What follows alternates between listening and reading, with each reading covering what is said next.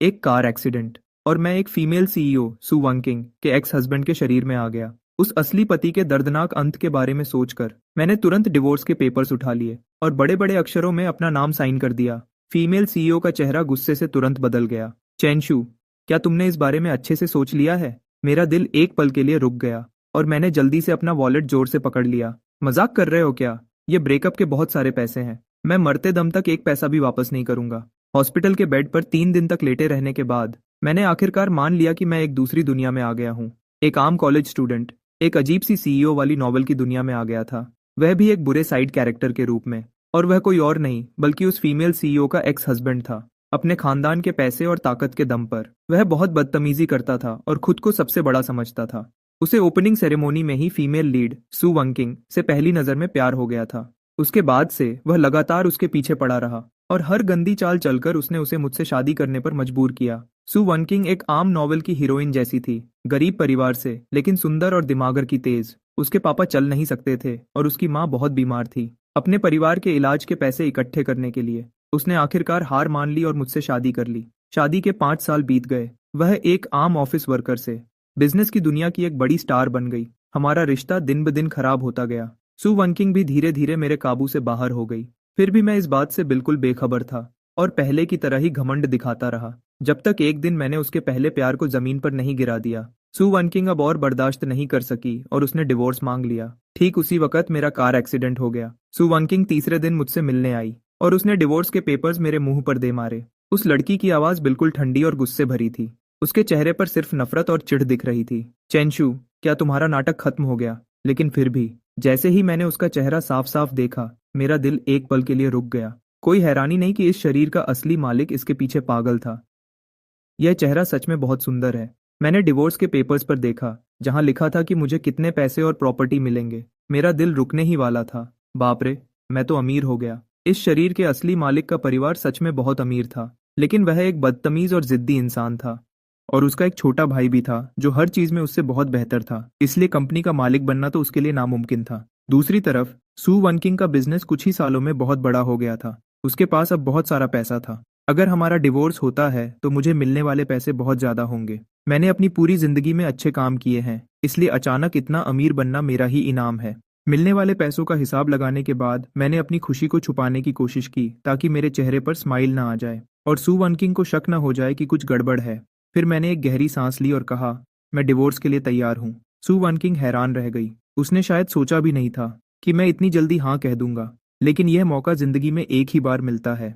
अगर अभी छोड़ दिया तो फिर कभी नहीं मिलेगा। इससे पहले कि वह होश में आती, मैंने जल्दी से पेन उठाया और तुरंत साइन कर दिए। डिवोर्स के पेपर्स पर अपना नाम लिख दिया। सू वनकिंग को लगा कि कुछ तो गड़बड़ है। उसके माथे पर बल पड़ गए। मैंने अपना मुंह दूसरी तरफ घुमाया और ऐसे नाटक किया जैसे मेरा दिल टूट गया हो और कहा, मैंने सोच लिया है सू वनकिंग, अब हम दोनों को एक दूसरे को छोड़ देना चाहिए। उसके बाद मैं काफी देर तक चुप रहा। जब मैं चादर के अंदर छुपकर अपने पैसे गिनने ही वाला था, तभी मैंने देखा कि सू वनकिंग चुपचाप डिवोर्स के पेपर्स को घूर रही है और वहां से जाने का उसका कोई इरादा नहीं लग रहा था। मैंने हैरानी से पूछा, तुम अभी तक गई नहीं? उस सॉन्ग जिंगनियन की चोट अभी तक ठीक नहीं हुई है ना? तुम्हें उससे मिलने नहीं जाना क्या? सू वनकिंग का चेहरा तुरंत गुस्से से ठंडा पड़ गया। मुझे अंदर से थोड़ा डर लगने लगा। क्या यह लड़की अब पछतावा कर रही है कि उसने मुझे इतने सारे पैसे क्यों दिए? लेकिन मैंने तो साइन कर दिया है। अब अगर वह चाहे भी तो पीछे नहीं हट सकती। और वैसे भी मैं कितने बड़े दिल से उसे जाने दे रहा हूँ, तो उसका मुझे पैसे देना बिल्कुल सही है। जब सू वनकिंग कॉलेज में थी, तब उसका एक पहला प्यार था जिसका नाम सॉन्ग जिंगनियन था। उस घमंडी और बदतमीज यंग मास्टर के बिल्कुल उल्टा। सॉन्ग जिंगनियन बहुत ही शरीफ, समझदार और आगे बढ़ने की चाह रखने वाला लड़का था। वह बिना पिता के बड़ा हुआ था। बचपन से ही उसके घर के हालात बहुत खराब थे, लेकिन वह बहुत मेहनती था और हर काम में सबसे आगे रहता था। एक तरह से देखा जाए तो वह और सू वनकिंग एक ही जैसे थे। सिर्फ वही सच में समझ सकता था सू वनकिंग को, इसलिए वे दोनों एक दूसरे के साथी थे। अगर मैं बीच में ना आता तो वे दोनों कब के एक हो गए होते और कॉलेज खत्म करने के बाद वे दोनों इस शहर में मिलकर मेहनत करते और अपना एक छोटा सा प्यारा घर बनाते। असली चेंशू उनसे बहुत जलता था। उसने सॉन्ग जिंगनियन को परेशान करने का कोई मौका नहीं छोड़ा। वह चिमटी, वह हमेशा उससे झगड़ा करता रहता था। आखिर में वह पागल हो गया और उसने उस पर हमला कर दिया। उसके बाद से सू वनकिंग चेंशू से नफरत करने लगी और उसने उससे सारे रिश्ते तोड़ लिए। कोई भी समझ सकता है कि हीरो और हीरोइन दोनों से दुश्मनी लेने के बाद इस बुरे साइड कैरेक्टर का क्या बुरा हाल होने वाला था। इसलिए मुझे इस मौके का फायदा उठाना चाहिए, पैसे लेने चाहिए और यहाँ से भाग जाना चाहिए। आखिरकार सू वनकिंग ने जोर से दरवाजा बंद किया और चली गई। मैंने अपने सीने पर हाथ फेरा और धीरे से मुस्कुराया। कितना गुस्सा है इसमें। लेकिन जो पैसा और प्रॉपर्टी मुझे मिलने वाली थी, उसके बारे में सोचकर मैं फिर से खुश हो गया। आसमान से ऐसी किस्मत बरसना हर किसी के नसीब में नहीं होता। जब मैं इन्हीं ख्यालों में खोया था, तभी मेरे फोन पर एक वीचैट मैसेज आया। यह मैसेज गू चिंगहान का था। उसके लिखे शब्दों से साफ पता चल रहा था कि वह मेरा मजाक उड़ा रही है। मैंने सुना है कि आखिरकार आज सू वनकिंग तुमसे मिलने आई थी। वह मेरी बचपन की दोस्त है, एक अमीर खानदान की जिद्दी लड़की जो हमेशा पार्टी करने और मजे उड़ाने के लिए जानी जाती है। वह सू वनकिंग को बिल्कुल पसंद नहीं करती थी और सू वनकिंग भी उसे पसंद नहीं करती थी। दोनों एक दूसरे के बिल्कुल खिलाफ थे। खास करके जब से मेरी और सू वनकिंग की शादी हुई थी, हमारे दोनों परिवारों का आना जाना बढ़ गया था। उसके पिताजी अक्सर सू वनकिंग का नाम लेकर उससे कंपेयर करते थे। इस वजह से गू चिंगहान सू वनकिंग से और ज्यादा नफरत करने लगी थी। वह मुझे डांटती थी कि मैं प्यार में अंधा हो गया हूँ और हमेशा मुझे बेवकूफ कहती थी। इस बार भी वह पक्का मेरा मजाक उड़ाने ही आई थी, लेकिन मुझे कोई फर्क नहीं पड़ता था। मैं तो अपना मिला हुआ मोटा पैसा गिनने में बिजी था। अब रोने का टाइम किसके पास है? मैंने थोड़ी देर सोचा और फिर डिवोर्स अग्रीमेंट की एक फोटो खींचकर उसे भेज दी। आज से तेरा भाई सिंगल है, अब मुझे अच्छी सी पार्टी दे। गुचिंगहन ने तुरंत मुझे फोन किया और पहला सवाल पूछा, क्या तुम पागल हो गए हो? अपनी जुबान को संभालो। जैसे ही मैं हॉस्पिटल से डिस्चार्ज होऊंगा, हम सिविल अफेयर्स ब्यूरो जाकर इसे पक्का कर देंगे। अच्छा हुआ कि एक्सीडेंट ज्यादा बड़ा नहीं था, बस सिर पर थोड़ी चोट आई है। मैं चाहता हूं कि तुम मेरा साथ देने आओ। जू चिंगहान थोड़ी देर के लिए चुप हो गई और फिर अचानक जोर से हंस पड़ी। ठीक है यंग मास्टर चैन, तुम क्या चाहते हो कि मैं तुम्हारा साथ कैसे दूं? एक हफ्ते बाद मैंने एक महंगा सूट पहना और बिल्कुल हीरो बनकर हॉस्पिटल से डिस्चार्ज हुआ। गुचिंगहन ने अपने हाथ बांधे और मजाक उड़ाते हुए कहा, हॉस्पिटल में ऐसे कपड़े पहनकर कौन घूमता है? तुम थोड़े ठीक ठाक लग रहे हो। मैंने अपना सिर हिलाया और कहा, तुम्हें क्या पता, आज बहुत बड़ा दिन है। गुचिंगहन ने इस बात पर ध्यान नहीं दिया और बाहर जाने के लिए घूमी। लेकिन अचानक हमारे सामने सू वनकिंग आ गई। सू वनकिंग ने एक पल के लिए गुचिंगहान को देखा। उसके चेहरे पर गुस्सा और ठंडक थी। मैं उसके पास गया और मुस्कुराते हुए कहा, तुम आ गई। गाड़ी कहाँ है? सू वनकिंग का गुस्सा थोड़ा कम हुआ और उसने कहा, पार्किंग में है, चलो। गुचिंगहान से यह बिल्कुल बर्दाश्त नहीं हुआ। चलो। गुचिंगहान से यह बिल्कुल बर्दाश्त नहीं हुआ। उसने अपना सिर थोड़ा घुमाया और अपनी सुंदर आंखों से मुझे घूरते हुए कहा, चेनशू, क्या तुम मेरी गाड़ी में नहीं चल रहे? मैंने अपना हाथ हिलाया और कहा, मुझे पहले सू वांकिंग के साथ सिविल अफेयर्स ब्यूरो जाकर डिवोर्स के पेपर्स लेने हैं। उसकी गाड़ी में जाना ज्यादा आसान रहेगा। यह कहकर मैंने सू वांकिंग को जल्दी करने को कहा, जो वहां चुपचाप खड़ी थी। तुम वहां खड़ी क्यों हो? चलो अब। गुचिंगहान जोर से हंस पड़ी और बोली, सही बात है, यह बहुत जरूरी काम है, देर मत करो। सू वनकिंग ने मजाक उड़ाते हुए कहा, चेनशू, क्या तुम सच में मुझसे पीछा छुड़ाने के लिए इतनी जल्दी में हो? मैंने सच सच जवाब दिया, खास करके इसलिए क्योंकि आज रात तुम्हारा कोई और प्लान है। मैं बस इस काम को जल्दी खत्म करना चाहता हूँ, ताकि तुम्हारा टाइम खराब ना हो, है ना? सू वनकिंग हमेशा बहुत बिजी रहती थी। वह साल में बस कुछ ही बार घर आती थी। मुझे पता था कि वह मुझे देखना नहीं चाहती, और सच कहूँ तो मुझे भी उसके साथ रहने में कोई इंटरेस्ट नहीं था। हम दोनों का अलग हो जाना और अपने काम से काम रखना ही सबसे अच्छा है। सिविल अफेयर्स ब्यूरो में ज्यादा भीड़ नहीं थी। जल्दी ही मेरी और सू वनकिंग की बारी आ गई। जैसे ही हम अंदर जाने वाले थे, तभी अचानक सू वनकिंग का फोन बजने लगा। मैंने अपनी आंख के कोने से देखा, वह सॉन्ग जिंगयान का फोन था। सू वनकिंग ने थोड़ा साइड में होकर फोन उठाया। मैंने धीरे से उसकी मीठी और नर्म आवाज सुनी, मैं अभी बाहर हूँ, कुछ काम निपटा रही हूँ। उसने कभी भी ऐसी आवाज में मुझसे बात नहीं की थी। ये शादी शुरू से ही एक जबरदस्ती का रिश्ता थी। पूरे 5 साल तक हम दोनों हमेशा एक दूसरे से लड़ते रहे। हमारे लिए साथ में ढंग से खाना खाना भी मुश्किल था, तो ऐसी प्यार भरी बातें करना तो बहुत दूर की बात थी। वहां के ऑफिसर ने हमें 2 बार बोला, आप दोनों को पेपर साइन करने हैं या नहीं? मैंने अपना सिर हिलाया। मुझे इस शरीर के असली मालिक के लिए थोड़ा बुरा लग रहा था। सू वनकिंग के दिल में उसके लिए कोई जगह नहीं थी। सू वनकिंग, मैंने आवाज दी। मैंने जोर से कहा, क्या इस बार हम पहले मेरा काम खत्म कर सकते हैं? सू वनकिंग हमेशा सॉन्ग जिंगयान को ही सबसे पहले रखती थी। इस शरीर के असली मालिक ने इस बात पर बहुत झगड़ा किया था, लेकिन वह हमेशा बेपरवाह और पत्थर दिल बनी रही। वह असली मालिक सच में बेवकूफ था, जो सोचता था कि वह सॉन्ग जिंगयान से जीत सकता है। यह तो खुद को दुख देने वाली बात थी। सू वनकिंग भी ऐसी ही थी। अगर वह इस बार मुझे पहले रखती, तो क्या वह जल्दी ही अपने सच्चे प्यार के साथ खुलेआम नहीं रह पाती? सू वनकिंग का चेहरा अचानक उतर गया। फिर उसने फोन पर दूसरी तरफ खड़े इंसान से कहा, पहले डॉक्टर जांग से अपना चेकअप करवा लो। मैं बस अभी आती हूँ। 20 मिनट बाद जब नया नया डिवोर्स सर्टिफिकेट मेरे हाथ में आया, तो खुशी से मेरी आंखों में आंसू आ गए। मुझे मिल गया। मेरा मोटा पैसा अब मेरे हाथ में है। आज से बस घूमना फिरना और पार्टी करना है, मजे उड़ाने हैं और एक खुशहाल जिंदगी जीनी है। मैंने पूरे दिल से सू वनकिंग से कहा। सू वनकिंग, तुम्हारा बहुत शुक्रिया। तुम्हारे इस पैसे के लिए शुक्रिया। अब हम कभी एक दूसरे से नहीं मिलेंगे। मैं अभी बाहर ही आया था कि मेरी नज़र गू चिंगहान पर पड़ी। जब मेरी नज़र गू चिंगहान पर पड़ी, बहुत ही चमकीली और सुंदर लाल फेरारी चला रही थी, जो सबका ध्यान अपनी तरफ खींच रही थी। मैंने उसे न देखने की कोशिश की, पर रह नहीं पाया। मैं खुशी खुशी उसकी तरफ बढ़ा। अब मेरे पास पैसे हैं, मुझे उन्हें खर्च करना है। अचानक मेरे पीछे से सू वनकिंग की रोने जैसी आवाज आई। मैंने जल्दी से पीछे मुड़कर देखा।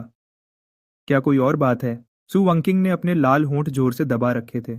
एक पल के लिए उसके चेहरे के भाव समझना मुश्किल था। अगर मेरी जगह इस शरीर का असली मालिक होता, तो उसे इस तरह परेशान देखकर वह तब तक पूछता रहता जब तक उसे जवाब न मिल जाता। लेकिन अब मुझ में नाटक करने की हिम्मत नहीं थी। अगर कोई बात नहीं है तो मैं जा रहा हूँ। मैंने अपनी चाल तेज कर दी। मेरे जैसे आम इंसान के लिए कहानी के हीरो और हीरोइन से जितना दूर रहो उतना ही सुकून मिलता है। जब मैं गूचिंग हान की गाड़ी में बैठकर निकल गया, तो मैंने पीछे देखने वाले शीशे में देखा। सू वानकिंग वहां अकेले खड़ी थी और उसके आसपास से गाड़ियां और लोग गुजर रहे थे। फिर भी वह बहुत अकेली लग रही थी। अब मेरे जैसा परेशान करने वाला इंसान उसके पीछे नहीं था। वह आखिरकार आजाद हो गई थी, है ना? गूचिंग हान ने मेरी तरफ एक नजर देखा। मैंने बिना किसी दुख के खुशी से जवाब दिया, तुमने अपने क्लब की सुंदर लड़कियों को मेरे लिए बचा कर रखा है ना? गूचिंग हन बिल्कुल हैरान रह गई। मैं तो फालतू में परेशान हो रही थी। मुझे लगता था कि तुम मुझसे बहुत प्यार करते हो, लेकिन तलाक होते ही तुम्हारे चेहरे पर साफ खुशी दिख रही है। क्या यह इतना साफ दिख रहा है? मैंने अपना चेहरा देखने के लिए गाड़ी का शीशा नीचे किया। अभी मैं 28 साल का हूँ। भले ही मेरी उम्र अचानक 10 साल बढ़ गई है, लेकिन अच्छी बात यह है कि यह चेहरा बहुत सुंदर है। और सबसे बड़ी बात, मेरे पास पैसा है। मैंने थोड़ा सोचा और कहा, वह मुझसे प्यार नहीं करती, इसलिए अब मैं भी उससे प्यार नहीं करूंगा। रेड लाइट पर गाड़ी रोकते हुए गूचिंगहन देर तक मेरी तरफ देखती रही, जब तक मुझे अजीब सा महसूस नहीं होने लगा। आखिरकार वह बोली, इस हादसे के बाद तुम बिल्कुल बदल गए हो। मैंने आराम से अपने कंधे हिलाए। जब कोई मौत के मुंह से बचकर आता है, तो उसे सब कुछ साफ समझ आने लगता है। गूचिंगहन एक पल के लिए रुकी और फिर जोर से हंस पड़ी। सही बात है, आज रात जो करना है करो, सारा खर्चा मेरा होगा। 2 घंटे बाद गूचिंगहान को पछतावा होने लगा। उसका चेहरा उतर गया और उसने कहा, क्या तुमने अभी तक काफी लड़कियों को नहीं बुलाया? वह शराब के बारे में बात नहीं कर रही थी, बल्कि क्लब के लोगों के बारे में। मेरा मतलब है, उन सुंदर लड़कियों के बारे में। मैंने उसकी तरफ अपना ग्लास बढ़ाया और कहा, आओ ना, अपने भाई के साथ एक ड्रिंक पियो। बोलते हुए मैंने उसके कंधे पर हाथ रखा और आसपास खड़ी सुंदर लड़कियों की तरफ इशारा किया। देखो, ये सब कितनी प्यारी और सुंदर हैं। इनमें से कोई भी मेरी पुरानी पत्नी से कहीं ज्यादा अच्छी है। मैं भी कितना अजीब था। दुनिया में सुंदर लड़कियों की कोई कमी नहीं है। उसके पास पैसा भी था और शक्ल भी। तो फिर वह एक ही लड़की के पीछे क्यों पागल था? गूचिंग हान ने कहा, चलो अच्छा है, तुम्हें समझ तो आया। एक पतली सी लड़की मेरे पास आई और मेरे ग्लास में ड्रिंक डालने लगी। वह बहुत ही सीधी सादी लग रही थी। सर, इसे पीकर देखिए। हाँ बिल्कुल। मैंने खुशी से ग्लास लेने के लिए हाथ बढ़ाया, लेकिन गूचिंग हान ने ग्लास छीन लिया और कहा, ऐसे ही कुछ भी मत पियो। तुम अभी हॉस्पिटल से आए हो, मैं तुम्हारे लिए दोबारा एम्बुलेंस नहीं बुलाना चाहती। यह कहकर उसने उस लड़की को घूरा। लड़की का चेहरा डर के मारे पीला पड़ गया। उसने जल्दी से अपना सिर झुकाया और माफी मांगी। मुझे माफ कर दीजिए सर, मुझे नहीं पता था। मैंने अपना हाथ हिलाया और कहा, कोई बात नहीं, आज मेरा मूड बहुत अच्छा है। फिर मैंने मुस्कुराकर गूचिंग हान की तरफ देखा और कहा, तुम भी कमाल हो। यह तो गलत बात है। तुम खुद तो जो चाहे करो और मुझे एक छोटा सा काम भी न करने दो। जब तुम्हारे दोस्त तुम्हें ड्रिंक पिला रहे थे, तब तो तुम मजे से पी रही थी, तो फिर मेरे वक्त पर ऐसा क्यों? गूचिंग हन गुस्से में हंस पड़ी। तुम इन दोनों बातों को एक जैसा कैसे कह सकते हो? क्यों नहीं कह सकता? मैंने ठान लिया था कि मैं फिर से एक अमीर और बेपरवाह लड़का बनूंगा और जो मेरा मन करेगा वह करूंगा। गूचिंग हान ने अचानक पूछा, वैसे क्या तुम्हारे घर वालों को इस बारे में पता है? मैं हैरान रह गया। अरे यार, मैं तो इस बारे में बिल्कुल भूल ही गया था। इससे पहले कि मैं कुछ बोल पाता, गूचिंग हान मेरा चेहरा देखकर सब समझ गई। मुझे पता था कि तुम्हारी उन्हें बताने की हिम्मत नहीं हुई। इस शरीर के असली मालिक के रिश्ते उसके घर वालों के साथ अच्छे नहीं थे। उसके माँ बाप बहुत जिद्दी और पुराने ख्यालात के थे, और वह उसके छोटे भाई को ज्यादा प्यार करते थे। उसका मिजाज थोड़ा जिद्दी था। जब वह सू वनकिंग से शादी करना चाहता था, तो उसका अपने घर वालों के साथ बहुत बड़ा झगड़ा हुआ था। बाद में जब सू वनकिंग का करियर बहुत अच्छा चलने लगा, तो उसके घर वालों का बर्ताव पूरा बदल गया। वो बार बार उसे डांटते भी थे, सू वनकिंग के साथ उसकी लड़ाई को लेकर। साफ बात तो यह है कि इस बुरे सपोर्टिंग कैरेक्टर की पहले की जिंदगी बिल्कुल भी आसान नहीं थी। लेकिन जो भी हो, अब डिवोर्स के पेपर्स मेरे हाथ में हैं। अब डरने की क्या बात है? इसके बाद के दिनों में जिंदगी मेरी सोच से भी ज्यादा खुशहाल हो गई थी। मैंने काम वाली से कहकर सू वनकिंग का सारा सामान पैक करवाया और उसे वहां से भेज दिया। यह विला असल में शादी के बाद का घर था, जिसे इस शरीर के असली मालिक के माँ बाप ने उनके लिए खरीदा था। लेकिन सू वानकिंग को यहाँ रहना पसंद नहीं था। शायद इस जगह का कोना कोना उसे याद दिलाता था उस अपमान की जो असली मालिक की वजह से उसे झेलना पड़ा था। शुरू में वह ज्यादातर अपनी कंपनी में ही सो जाती थी। बाद में जब उसका करियर अच्छा चलने लगा तो उसने ऑफिस के पास एक अपार्टमेंट खरीद लिया।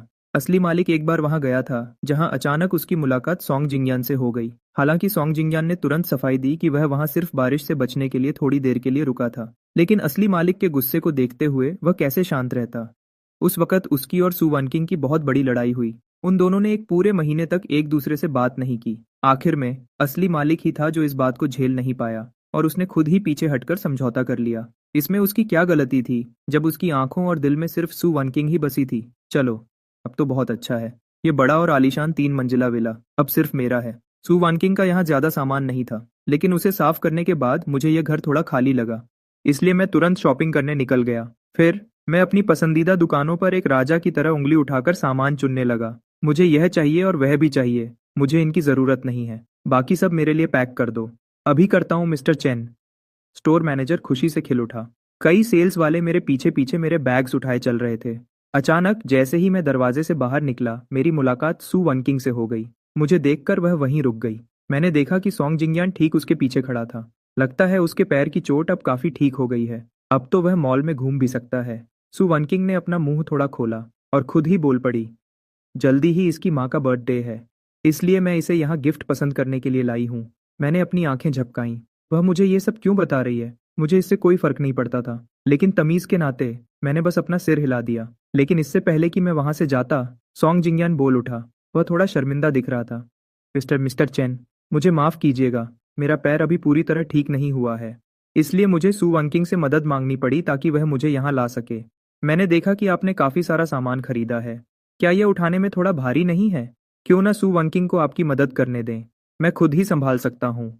इसकी बातें सुनो, बात करने का क्या तरीका है। इस बात से उसने सू वनकिंग को याद दिलाया कि मैंने ही उसे धक्का दिया था, और साथ ही यह भी जता दिया कि मुझे जलन नहीं होनी चाहिए, और बड़ा बनते हुए सू वनकिंग से मेरी मदद करने को कह रहा है। मैंने मुस्कुराते हुए जवाब दिया, कोई ज़रूरत नहीं है, मेरी गाड़ी ठीक नीचे खड़ी है, और वैसे भी मेरे निजी मामलों में मिस सू को परेशान न करना ही बेहतर होगा। सोंग जिंगयान हैरान रह गया। क्या? मैंने भी हैरानी से सू वनकिंग की तरफ देखा। मिस सू, आपने अभी तक मिस्टर सोंग को नहीं बताया कि हमारा डिवोर्स हो चुका है। सोंग जिंगयान ने पूरे झटके के साथ सू वनकिंग की तरफ देखा। सू वनकिंग के चेहरे की मुस्कुराहट गायब हो गई। उसका चेहरा उतर गया। मुझे बातों का तमाशा बनाना पसंद नहीं है, तो वह मेरे जश्न मनाने पर ताना मार रही थी। मैंने तो बस कुछ डिवोर्स पार्टीज दी थी, बस इतना ही। क्या इसमें इतना चिढ़ने की कोई जरूरत है? सोंग जिंगयान ने बिल्कुल भी नहीं सोचा था कि उसे अचानक इतना बड़ा झटका लगेगा। उसका मुंह खुला का खुला रह गया और वह हकबकाते हुए बोला, वानकिंग, आपका और मिस्टर चेन का आपने मुझे क्यों नहीं बताया? उसकी आवाज सुनकर सू वनकिंग को आखिरकार याद आया कि वह अभी भी उसके पास ही खड़ा है। वैसे ये आदमी है कौन? थोड़ी देर रुककर उसने धीमी आवाज में सफाई दी, मैं आजकल बहुत बिजी थी। पहले मुझे टालने के लिए यह उसका सबसे पसंदीदा बहाना होता था।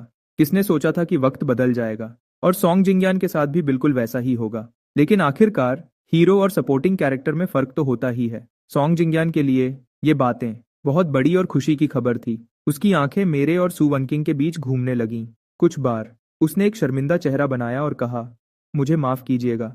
उसने एक शर्मिंदा चेहरा बनाया और कहा, मुझे माफ कीजिएगा, मुझे पहले नहीं पता था। मेरा ये बात उठाने का कोई गलत मतलब नहीं था। मिस्टर चेन, आप इस बात का बुरा तो नहीं मानेंगे ना? बिल्कुल नहीं। अब मेरा इस औरत से कोई लेना देना नहीं है। चलो, आप दोनों अपनी शॉपिंग एंजॉय करो। मेरे पास कुछ लड़कियां हैं जो मेरे बैग्स उठाने के लिए खड़ी हैं। ये काफी भारी हैं। तभी सू वनकिंग अचानक बोल पड़ी, रुको। क्या? मैं पीछे मुड़ा। क्या कोई और बात है मिस बिसू? सू वनकिंग ने अपना माथा सिकोड़ा। ऐसा लगा कि उसे अभी भी आदत नहीं थी मेरे इस अचानक बदले हुए बर्ताव की। कल मेरी माँ ने कहा था कि तुम बहुत दिनों से उनसे मिलने नहीं आए। सू वनकिंग की आवाज धीमी हो गई। ऐसा लग रहा था कि उसे यह कहने में मुश्किल हो रही है, लेकिन उसके पास बोलने के अलावा कोई रास्ता नहीं था। अगर तुम्हारे पास टाइम हो तो प्लीज एक बार उनसे मिलने चले जाना। वह जिसकी बात कर रही थी वह उसकी माँ थी, जो किडनी की बीमारी से परेशान थी। सू वनकिंग के बिल्कुल उलट। उनकी माँ मुझे हमेशा बहुत पसंद करती थी, क्योंकि सू वनकिंग ने उन्हें कभी नहीं बताया था कि उसकी शादी मुझसे जबरदस्ती करवाई गई थी।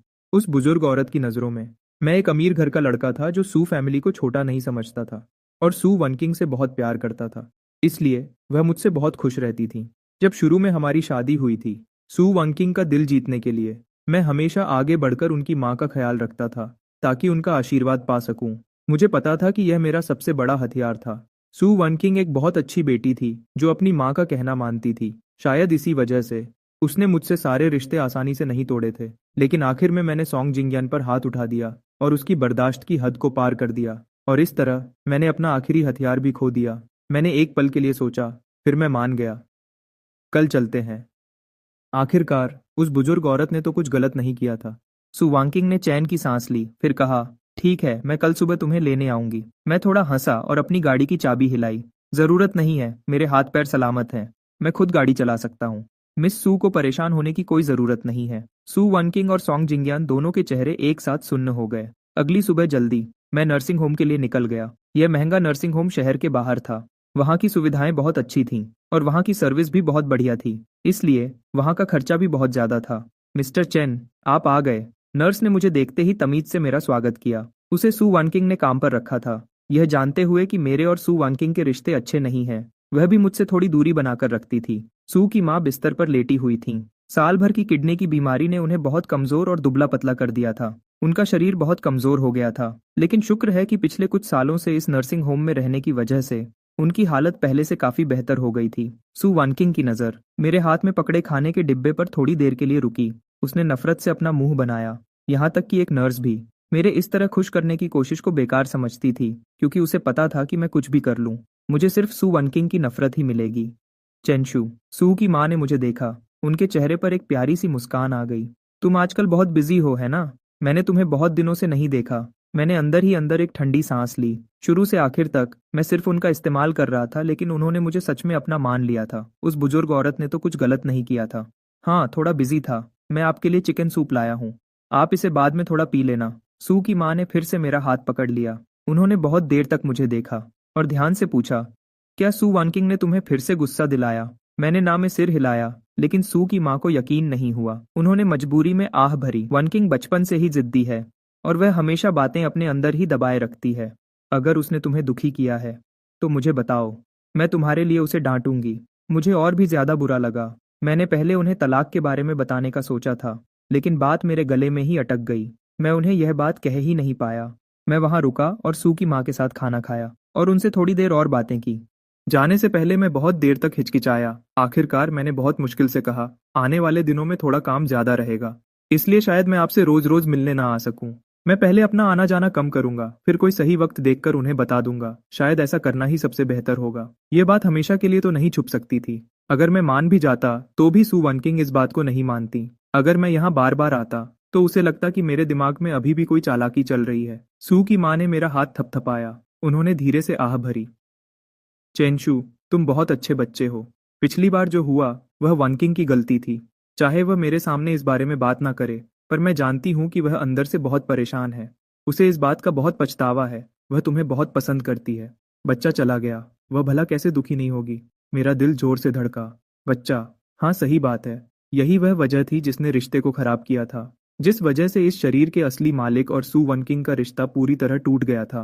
हाँ, पिछली जिंदगी में इस शरीर के असली मालिक और सू वनकिंग का सच में एक बच्चा था। और ऐसा इसलिए हुआ क्योंकि उसने एक बिजनेस डिनर पर सू वनकिंग के नशे में होने का फायदा उठाया और उसे पाने के लिए हर तरह की चालाकी की। यह बच्चा किसी अच्छे तरीके से नहीं आया था, लेकिन असली मालिक की नजर में यह सू वनकिंग को अपने पास रोक कर रखने का सबसे बड़ा हथियार था। प्रेग्नेंट होने का पता चलने के बाद सू वनकिंग को अपने पहले प्यार सॉन्ग जिंगयान के लिए बुरा लग रहा था, लेकिन दूसरी तरफ वह अपने ही खून को खत्म नहीं करना चाहती थी। आखिर में उसने बच्चे को चुना। उसका अपना बचपन पहले ही बहुत मुश्किल रहा था, इसलिए वह नहीं चाहती थी कि उसका बच्चा पैदा हो एक टूटे हुए परिवार में। उस दौरान असली मालिक के साथ उसका रिश्ता सबसे अच्छा चल रहा था। वह उसके लाए हुए अच्छे खाने को चुपचाप खा लेती थी और बच्चों को पालने वाली किताबें पढ़ने पर ध्यान देती थी। वह सच में एक अच्छी माँ बनना चाहती थी। इसलिए मिसकैरेज होने के बाद उसने असली मालिक से अपना रिश्ता पूरी तरह खत्म कर लिया। यह सच में बहुत अजीब बात है। सू वनकिंग के प्रेग्नेंट होने के बाद असली मालिक ने देखा कि उसका बर्ताव अच्छा हो रहा है, तो उसने और ज्यादा फायदा उठाना शुरू कर दिया। वह उसे 24 घंटे अपने पास रखना चाहता था। जब भी सू वनकिंग मना करती तो वह बच्चे की भलाई का बहाना बनाता या कहता कि यह परिवार के रिश्ते को मजबूत करने के लिए है, और सू वनकिंग को मजबूर होकर उसकी बात माननी पड़ती। धीरे धीरे सु वनकिंग का सब्र टूटने लगा। एक बार सु वनकिंग को काम के सिलसिले में बाहर जाना था और उसके साथ जाने वालों में सॉन्ग जिंगयान भी था। असली मालिक ने साफ मना कर दिया और कहा कि वह किसी और को भेजे और खुद घर पर रहकर प्रेगनेंसी पर ध्यान दे। सु वनकिंग को लगा कि वह उसकी आज़ादी में दखल दे रहा है। वह उस पर शक करता था और उसे काबू में रखना चाहता था। उन दोनों के बीच बहुत बड़ा झगड़ा हुआ। चेनशु, क्या तुम एक बार के लिए नॉर्मल नहीं रह सकते? सबको अपने जैसा घटिया समझना बंद करो, ठीक है? यह कहकर सु वनकिंग ने जोर से दरवाजा बंद किया और चली गई। इसका नतीजा यह हुआ कि उसी रात असली मालिक को खबर मिली कि बहुत ज्यादा गुस्से की वजह से सु वनकिंग का मिसकैरेज हो गया है। आप सोच सकते हैं, जैसे ही यह हुआ उनका रिश्ता तुरंत टूट गया और उनके बीच एक भयानक झगड़ा हुआ। अगर पहले की बात करें तो सु वनकिंग को असली मालिक से सिर्फ नफरत थी, लेकिन इसके बाद वह नफरत और भी गहरी हो गई। उसने फिर कभी उस घर में कदम नहीं रखा और उससे पूरी तरह रिश्ता तोड़ लिया। फिर एक दिन असली मालिक ने सॉन्ग जिंगयान के पास जाकर उसे सीढ़ियों से नीचे धक्का दे दिया। यह आखिरी हद थी। मैं थोड़ी देर खामोश रहा, फिर मैंने कहा, अब ये सब पुरानी बात हो गई है। पुराना चेंशु मर चुका है। ये सब यहीं खत्म होता है। नर्सिंग होम से निकलते वक्त मेरा मूड थोड़ा खराब था। मुझे नहीं पता था कि ये मदर सू की वजह से था या फिर पुराने चेंशु की वजह से, लेकिन वह थोड़ी सी उदासी उसी वक्त गायब हो गई जब मुझे एहसास हुआ कि मैंने गलती से अपनी कार की चाबी कचरे के डिब्बे में फेंक दी थी और मेरी परेशानी हद से ज्यादा बढ़ गई। परेशानी में मैंने गूचिंग हान को फोन किया ताकि वह मुझे लेने आ सके। सुनते ही गूचिंग हान को यह बात बहुत अजीब लगी। क्या मैं तुम्हारी ड्राइवर लगती हूँ? क्या मैं बस तुम्हारे हुक्म का इंतजार करती रहूं? ऐसा नहीं है कि मैं तुम्हें पैसे नहीं दूंगा, मैंने कहा। गूचिंग हान, यह नर्सिंग होम बहुत दूर और सुनसान जगह पर है। यहाँ कोई टैक्सी मिलना नामुमकिन है। इसलिए गूचिंग हान न चाहते हुए भी गाड़ी चलाकर वहां आई। जब हम घर पहुंचे तो अंधेरा हो चुका था और सबसे बड़ी बात, बाहर तेज बारिश हो रही थी। बाहर तेज बारिश को देखते हुए मैंने थोड़ी दया दिखाई और गूचिंग हान को अंदर बुला लिया। मैंने उसे दूसरी मंजिल पर गेस्ट रूम दे दिया। अगली सुबह उम्मीद से पहले ही किसी ने दरवाजे की घंटी बजाई। मैंने आधी आंख खोली और नींद में ही दरवाजा खोलने चला गया। बाहर जो खड़ी थी वह कोई और नहीं बल्कि सु वनकिंग थी। वह बस कुछ बोलने ही वाली थी कि तभी सीढ़ियों से आने की आवाज सुनाई दी। गूचिंग हन की आवाज आई, जिसमें नींद से जगाए जाने का गुस्सा साफ पता चल रहा था। कौन है? सु वनकिंग का चेहरा तुरंत बिल्कुल ठंडा पड़ गया। उसका एक एक शब्द ऐसे निकल रहा था जैसे वह गुस्से में दांत पीस रही हो। लगता है मैं गलत वक्त पर आ गई। तुम दोनों को परेशान करने के लिए माफी चाहती हूँ। मैंने मन ही मन गुस्से से अपनी आंखें घुमाई। तो तुम्हें पता है कि तुमने किसी की नींद खराब की है, और वैसे भी ये कैसा बर्ताव है? ये मेरा घर है, ठीक है? तुम तो बस मेरी एक्स वाइफ हो। तुम्हें गुस्सा होने का क्या हक है? ऐसा चेहरा बना रही हो जैसे मैंने तुम्हें धोखा दिया हो। ये सब किसके लिए है? तुमने इतने समय तक मुझे धोखा दिया और मैं इतना बड़ा दिल वाला था कि मैंने जाने दिया। मैंने अपना सिर घुमाया और गूचिंग हान से जोर से कहा, कुछ नहीं है, तुम जाकर सो जाओ। गूचिंग हान नखरे दिखाने वालों को संभालना अच्छे से जानती थी। आखिर वह मेरी वजह से ही बारिश में यहाँ फंसी थी। मैं ऐसा नहीं कर सकता था कि उसे ढंग से सोने भी न दूं। यूचिंग हान ने सु वनकिंग को देखा और लगता है उसकी नींद पूरी तरह खुल गई। उसने हल्के से मुस्कुराते हुए कहा, हमारे यहाँ कोई मेहमान आया है। अगर मैं अभी सो गई तो ये बदतमीजी होगी। चेनशु, सच में तुम उन्हें अंदर बैठने के लिए क्यों नहीं कहते? मुझे कोई परवाह नहीं थी, इसलिए मैंने वापस सु वनकिंग की तरफ देखा। मेरा उसे अंदर बुलाने का बिल्कुल मन नहीं था। मैंने अभी अभी उसका सारा सामान बाहर निकालकर साफ किया था। मैं इस घर को गंदा नहीं करना चाहता था, नहीं तो काम वाली को इसे फिर से साफ करने की परेशानी होती। मैंने आगे बढ़कर पूछा, मिस सु वनकिंग, आप इतनी सुबह सुबह यहाँ कैसे आई हैं? सु वनकिंग का चेहरा थोड़ा पीला पड़ गया। साफ था कि गुचिंगहान की उन ताना मारने वाली बातों ने उसे बहुत गुस्सा दिला दिया था, लेकिन वह गुस्सा नहीं निकाल सकती थी। अगर ये पहले की बात होती तो वह इस घर की मालकिन की तरह बर्ताव करती और गुचिंगहान से कहती कि यहाँ से चली जाए। लेकिन अब वह गुचिंगहान के बराबर भी नहीं थी। वह तो घर के अंदर भी नहीं आ सकती थी। लेकिन इस तरह की औरतें सब्र करना अच्छे से जानती हैं। सु वनकिंग भी ऐसी ही थी। उसने एक गहरी सांस ली, गुचिंगहान को पूरी तरह इग्नोर किया और अपने बैग से एक चाबी निकाली। तुम कल इसे मेरी माँ के घर छोड़ आए थे। उन्होंने मुझसे कहा कि मैं इसे तुम्हारे पास पहुंचा दूं। उसके कहने का मतलब यह था कि वह यहाँ सिर्फ अपनी माँ के कहने पर आई है। शुक्रिया। मैंने चाबी ले ली। वैसे तुम्हें यहाँ तक आने की तकलीफ उठाने की जरूरत नहीं थी। मेरे पास एक और चाबी है। सु वनकिंग कुछ देर के लिए चुप हो गई। मैंने कुछ सेकंड्स इंतजार किया। मेरा सब्र अब खत्म हो रहा था। मैंने उसे आराम से याद दिलाया, मिस सु वनकिंग, क्या कोई और बात है? अगर सु वनकिंग जाने का यह साफ इशारा नहीं समझ पाती तो आज वह जिस मुकाम पर है वहां तक पहुंचने की उसकी सारी मेहनत बेकार जाती। उसने अपने होंठों को जोर से दबाया, नहीं, और दरवाजा बंद होने की आवाज आई। मैंने उसके मुंह पर ही दरवाजा बंद कर दिया। गु चिंगहान सीढ़ियों पर खड़ी मुझे देख रही थी। मुझे अजीब लगा। मैंने कहा, तुम तो सोने जा रही थी ना, मुझे ऐसे क्यों घूर रही हो? गु चिंगहान ने अपनी आंखें थोड़ी छोटी कीं, अपने हाथ सीने पर बांधते हुए बोली, कुछ नहीं, बस ये सोच रही थी कि तुम्हारा अपनी एक्स वाइफ के लिए बर्ताव कुछ ज्यादा ही बेरहम लग रहा है। मैं बिल्कुल चुप हो गया। अगर तुम्हारे पास कहने को कुछ अच्छा नहीं है तो चुप रहो। गु चिंगहान ने अपनी ठुड्डी ऊपर उठाई। चेंशु, मुझे मत बताओ कि तुम नहीं देख सकते कि वह क्या सोच रही है। मैंने पलटकर पूछा। क्या सोच रही है? गु चिंगहान पीछे की तरफ झुकी और आलस से बोली, वह तुमसे मिलना चाहती थी। नहीं तो वह इतनी सुबह सुबह भागती हुई यहाँ कभी नहीं आती, सिर्फ एक कार की चाबी खुद देने के लिए। और जब उसने मुझे इस घर में देखा तो उसका चेहरा इतना खराब नहीं बनता। मैंने अपना सिर हिलाया। तो क्या हुआ? गु चिंगहान ने रेलिंग पर अपनी उंगलियां चलाईं और आराम से पूछा, तुम्हें कुछ महसूस नहीं होता? क्या महसूस होगा? क्या उसके वापस आने पर मैं एक कुत्ते की तरह उसके पीछे भागूं? मुझे यह थोड़ा मजाकिया लगा। गु चिंगहान ने मेरी तरफ देखा। उसकी आंखों में एक चमक थी। वह थोड़ी सीधी होकर खड़ी हो गई। मैंने अपने कंधे उचकाए। मुझे तो बस लगता है कि मैंने उसे तलाक देने में बहुत देर कर दी। अगर मुझे पहले पता होता कि वह कैसी लड़की है तो मैं उसे बहुत पहले ही छोड़ देता। मैंने बिना वजह अपना इतना वक्त खराब किया।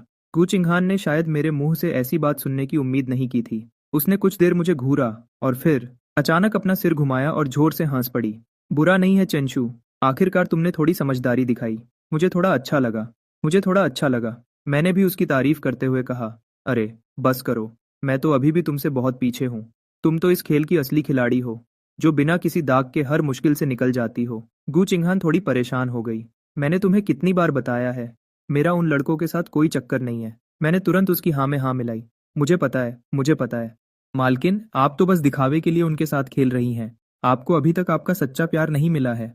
क्या सभी कहानियों में ऐसा नहीं लिखा होता कि नखरेबाज लड़की को आखिरकार अपना सच्चा प्यार मिल ही जाता है और वह अपने पुराने सारे हिसाब किताब को 10 गुना करके चुकाती है, 10 गुना करके चुकाती है।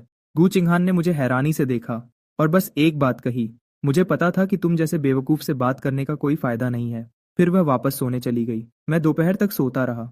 जब पेट में भूख की वजह से मेरी आंख खुली तो मैंने देखा कि मेरे फोन पर बहुत सारी मिस्ड कॉल्स और मैसेजेस आए हुए थे। यह सब इस शरीर के असली माँ बाप के थे। उन्हें देखते हुए मुझे समझ आया कि उन्होंने अचानक मुझे फोन क्यों किया था। उन्हें सु वंकिंग के साथ मेरे तलाक के बारे में पता चल गया था। क्या तुमने और सु वंकिंग ने तलाक ले लिया? तुम आखिर सोच क्या रहे हो? मैंने तुम्हें कितनी बार बताया है, सु वंकिंग की कंपनी बहुत तेजी से आगे बढ़ रही है। हम तो उनके साथ बिजनेस की बात भी कर रहे हैं। अब जब तुमने ये कर दिया है तो हम क्या करेंगे? तुम अब बड़े हो गए हो। तुम अभी भी इतने गुस्से में फैसले क्यों लेते हो? ऐसे ही तलाक ले लिया। क्या तुम कभी किसी और के बारे में नहीं सोचते? तुम बहुत मतलबी हो। मेरा तुम जैसा कोई बेटा नहीं है। जो भी हो, वही सब पुरानी बातें बार बार लिखी थीं। मैंने उसे थोड़ी देर देखा और फिर ध्यान देना छोड़ दिया। मैं कुछ खाना ढूंढने बाहर गया था। खुशबू बहुत अच्छी थी। मैंने हैरानी से देखा। टेबल पर ढेर सारा अच्छा खाना रखा हुआ था और गु चिंगहान आराम से उस मजेदार खाने को खा रही थी। जू चिंगहान, क्या तुम्हारे अंदर थोड़ा भी जमीर नहीं है? अकेले अकेले खा रही हो? गु चिंगहान ने हैरानी से अपनी आईब्राव उठाई। क्या मैं तुम्हारे लिए भूखी रहूं? बहुत सही बात कही। बिल्कुल सही बोला। इस बात का जवाब देना मुश्किल था। मैं सीधा आगे गया और चॉपस्टिक्स उठा ली और अपना पसंदीदा फिश फ्लेवर्ड श्रेडेड पोर्क उठाया। बाकी सब बातों को छोड़कर गु चिंगहान को खाने की सच में बहुत अच्छी समझ है। उसके खास किचन से मंगवाया गया खाना पैक करवा कर लाने पर भी बाकी सब जगह से बहुत ज्यादा स्वादिष्ट होता है। जू चिंगहान अचानक बोली, तुम्हारे माँ बाप ने मुझे फोन किया था। उन्होंने कहा कि उन्हें तुमसे बात करनी है, लेकिन तुम फोन नहीं उठा रहे हो। मैंने ब्रेस्ड रिब्स का एक और टुकड़ा उठाया। मुझे पता है। गु चिंगहान ने एक पल के लिए अपनी चॉपस्टिक्स रोकी। उसने मेरे फोन की तरफ देखा। क्या तुम्हें उन्हें वापस फोन नहीं करना चाहिए? मैंने हाथ से इशारा किया। कोई जरूरत नहीं है, उन्हें बोलने दो। जो होना था वो हो गया। अब वह मेरा कुछ नहीं बिगाड़ सकते। तभी मेरे फोन की घंटी फिर से बजी। दूसरी तरफ से तुरंत चिल्लाने की आवाज आई, चेंशु, अभी के अभी सु युआनकिंग के पास जाओ। उससे कहो कि तुम गलत थे। उससे कहो कि तुमने गुस्से में ऐसा किया और उससे वापस शादी करने की भीख मांगो। उस तेज औरत की आवाज सुनकर मैंने अपना मुंह बनाया। मैंने फोन को अपने कान से थोड़ा दूर किया। रोमारे, इनकी हिम्मत तो देखो, कितने बड़े सपने देख रहे हैं। डांट खाना या सु युआनकिंग के हाथों मरना। मुझे अच्छी तरह पता है कि दोनों में से क्या ज्यादा बुरा है। चेंशु, क्या तुम मेरी बात सुन भी रहे हो? मैंने आखिरकार जवाब दिया। हाँ, मैं सुन रहा हूँ, लेकिन यह बहुत मुश्किल होगा। सीधी बात है, मैं यह नहीं कर सकता। दूसरी तरफ से वह और भी ज्यादा गुस्से में आ गई। चेंशु, क्या अपने माँ बाप से बात करने का यही तरीका है? मैं हैरान था। क्या तुमने पहले नहीं कहा था कि अब तुम्हारा कोई बेटा नहीं है? क्या तुम भूल गईं? दूसरी तरफ बिल्कुल खामोशी छा गई।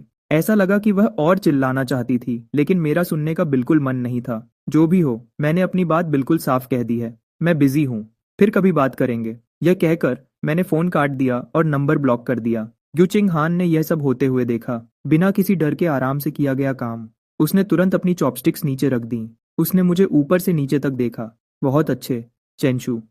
अपनी पुरानी पत्नी को छोड़ना एक अलग बात है, लेकिन अब तुमने अपने माँ बाप के खिलाफ जाने की भी हिम्मत कर ली। मेरे मुंह में अभी भी मीट का एक टुकड़ा था। मैंने मुंह में ही जवाब दिया, जहाँ जुल्म होता है वहां लोग आवाज भी उठाते हैं। गुचिंग हान ने एक हल्की सी हंसी हंसी। वह थोड़ा आगे की तरफ झुकी। तो इस हिसाब से शायद एक दिन मेरी बारी भी आएगी। मैंने उसे थम्स अप किया और उसकी समझ की तारीफ की। मुझे उसके इस रिएक्शन पर बिल्कुल हैरानी नहीं हुई। वह इस शरीर के असली मालिक के साथ बड़ी हुई थी। वह अच्छी तरह जानती थी कि पुराना चेंशु कैसा था। जो चीजें मैं अभी कर रहा था, उसके हिसाब से उन्हें एक ही लाइन में कहा जा सकता था कि मैं बिल्कुल पागल हो गया हूँ। लेकिन अगर देखा जाए तो जो कोई भी इस मुश्किल में फंसेगा वह भी पागल हो जाएगा। बिना किसी हीरो की ताकत के एक बुरा साइड कैरेक्टर बनना, इसका मतलब है कि जिंदा रहने के लिए जल्दी भागना पड़ेगा। ओह हाँ, मेरे लिए एक नई जगह ढूंढने में मदद करो। ये जगह बुरी नहीं है, लेकिन यहाँ लोग बार बार आकर परेशान करते हैं। ये बहुत परेशान करने वाला है। सिर्फ सू युआनकिंग ही नहीं, बल्कि इस शरीर के असली मालिक की फैमिली भी। उनमें से हर एक रिश्तेदार परेशानी खड़ी करने वाला है। मैंने आज उन सबके साथ अपना रिश्ता पूरी तरह से खत्म कर लिया है। कौन जाने कब वे मेरे दरवाजे पर आकर परेशानी खड़ी कर दें। मेरे पास उनसे निपटने का फालतू वक्त नहीं है। जूचिंग हान ने जवाब दिया, यह मुझ पर छोड़ दो। गूचिंग हान सच में एक अमीर खानदान की लड़की की तरह थी। भले ही वह अपना ज्यादातर वक्त खाने पीने और मजे करने में बिताती थी, लेकिन जब सच में जरूरत होती तो वह बहुत भरोसेमंद थी। अगले ही दिन उसने मुझे फोन किया और कहा कि उसने शहर के वेस्ट साइड में एक विला पसंद किया है। पहला मालिक बाहर देश चला गया है, उन्हें जल्दी बेचना है। ये नया बना है और अभी तक कोई इसमें नहीं रहा है। तुम्हें सच में बहुत सस्ते में मिल गया। मैं उसके इस जल्दी काम करने से बहुत खुश था। उसी दिन मैं गूचिंग हान को अपने साथ ले गया, मालिक के साथ कॉन्ट्रैक्ट साइन करने के लिए। हमने बहुत जल्दी से नाम बदलवाया और साथ ही पुराने विला को बेचने के लिए भी डाल दिया। मैंने एक मूविंग कंपनी को फोन किया। सामान उठाने वाले लोग ऊपर नीचे भागते रहे, बिना रुके काम करते रहे। एक तरफ खड़े होकर देखते हुए मैं हैरान था। सिर्फ इस घर बदलने के दौरान ही मुझे पता चला कि असली मालिक के पास कितना सारा सामान था। क्या मुझे इन लोगों को इस सब के लिए अलग से पैसे नहीं देने चाहिए? मिस्टर चेन, इस बॉक्स में क्या है? ये बहुत भारी है। एक मूवर तीसरी फ्लोर से एक बड़ा डब्बा नीचे लेकर आया। डब्बा अच्छे से बंद था। बाहर से देखकर नहीं पता चल रहा था कि अंदर क्या है। जैसे ही मैं आगे बढ़कर देखने वाला था, मुझे अचानक एक फोन कॉल आया। हेलो, सुनिए, क्या आप मिस्टर चैन हैं? मैं तीसरे पीपल्स हॉस्पिटल से बोल रहा हूँ। आपकी पत्नी अचानक सड़क पर बेहोश हो गई। क्या आप जल्दी से यहाँ आ सकते हैं? मैं हैरान रह गया। सू युआनकिंग बेहोश हो गई और उसे हॉस्पिटल ले जाया गया। आपने गलत इंसान को फोन किया है। मैं उसका पति नहीं हूँ। दूसरी तरफ वाला इंसान हैरान हो गया, लेकिन पेशेंट के फोन में जो नाम सेव था मुझे अचानक याद आया। जब सू युआनकिंग प्रेग्नेंट थी, तब इस शरीर के पुराने मालिक ने जिद की थी कि वह अपने फोन में उसका नाम बदले, चेनशू, बेबीज डैडी के नाम से। सू युआनकिंग उससे जीत नहीं पाई, इसलिए उसने उसे ऐसा करने दिया। मुझे उम्मीद नहीं थी कि डिवोर्स के कुछ समय बाद भी वह इसे बदलना भूल गई होगी। अब उसकी तबीयत कैसी है? पेशेंट शायद लो ब्लड शुगर की वजह से बेहोश हुई है। जान का कोई खतरा नहीं है, लेकिन उनकी हालत ज्यादा अच्छी नहीं है। फिर भी आपको जितना जल्दी हो सके। ठीक है, मैं समझ गया, लेकिन मैं अभी थोड़ा बिजी हूँ। एक काम करते हैं, आप लोग उसके अभी के बॉयफ्रेंड सॉन्ग जिंगनियन से बात कीजिए और उसे फोन कीजिए। उसका नंबर पक्का उसके फोन कॉन्टैक्ट्स में होगा। आगे से अगर कुछ भी हो तो बस सीधे उससे ही बात करना। मैंने फोन रख दिया और देखा कि लिविंग रूम में बहुत सारे डब्बे जमा हो गए हैं। इन सबको खोलने में कितना समय लगेगा? पहले सब कुछ अंदर रख देते हैं। जब मुझे खाली समय मिलेगा तब मैं इसे ठीक से रख दूंगा।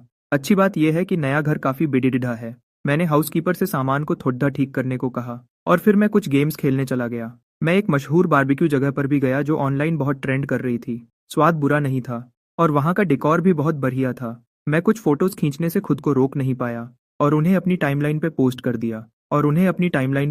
दिया। कैप्शन लिखा, चेक्ड इन, एक और दिन मेहनत करने का। मैंने बीच में अपनी एक बहुत ही हैंडसम सेल्फी भी डाल दी। मेरे दोस्तों ने पोस्ट पर लाइक्स की बारिश कर दी, यहाँ तक कि गूचिंग हान ने भी, जो एक आलसी लड्डुडकी है और सोशल मीडिया पर बहुत कम आती है, एक कमेंट किया, ये जगह काफी अच्छी है। मैंने रिप्लाई किया, क्या तुमने यहाँ खाना खाया है? गूचिंग हान ने घमंड से रिप्लाई किया, बिल्कुल, ये रेस्टोरेंट मैंने ही खोला है। मेरे पास कोई शब्द नहीं थे। उसने एक बार फिर मेरे सामने अपना रोब झाँधा दिया, लेकिन जिसकी मुझे उम्मीद नहीं थी वह यह था, सॉन्ग जिंगयान ने भी मेरी पोस्ट पर कमेंट किया था। वह ऊपर से तो बड़द्धा तमीज़दार बन रहा था, लेकिन अंदर ही अंदर वह मुझसे सवाल पूछ रहा था और रोब झाड़ रहा था, जैसे वह खुद को मुझसे बहुत बड़ा समझता हो।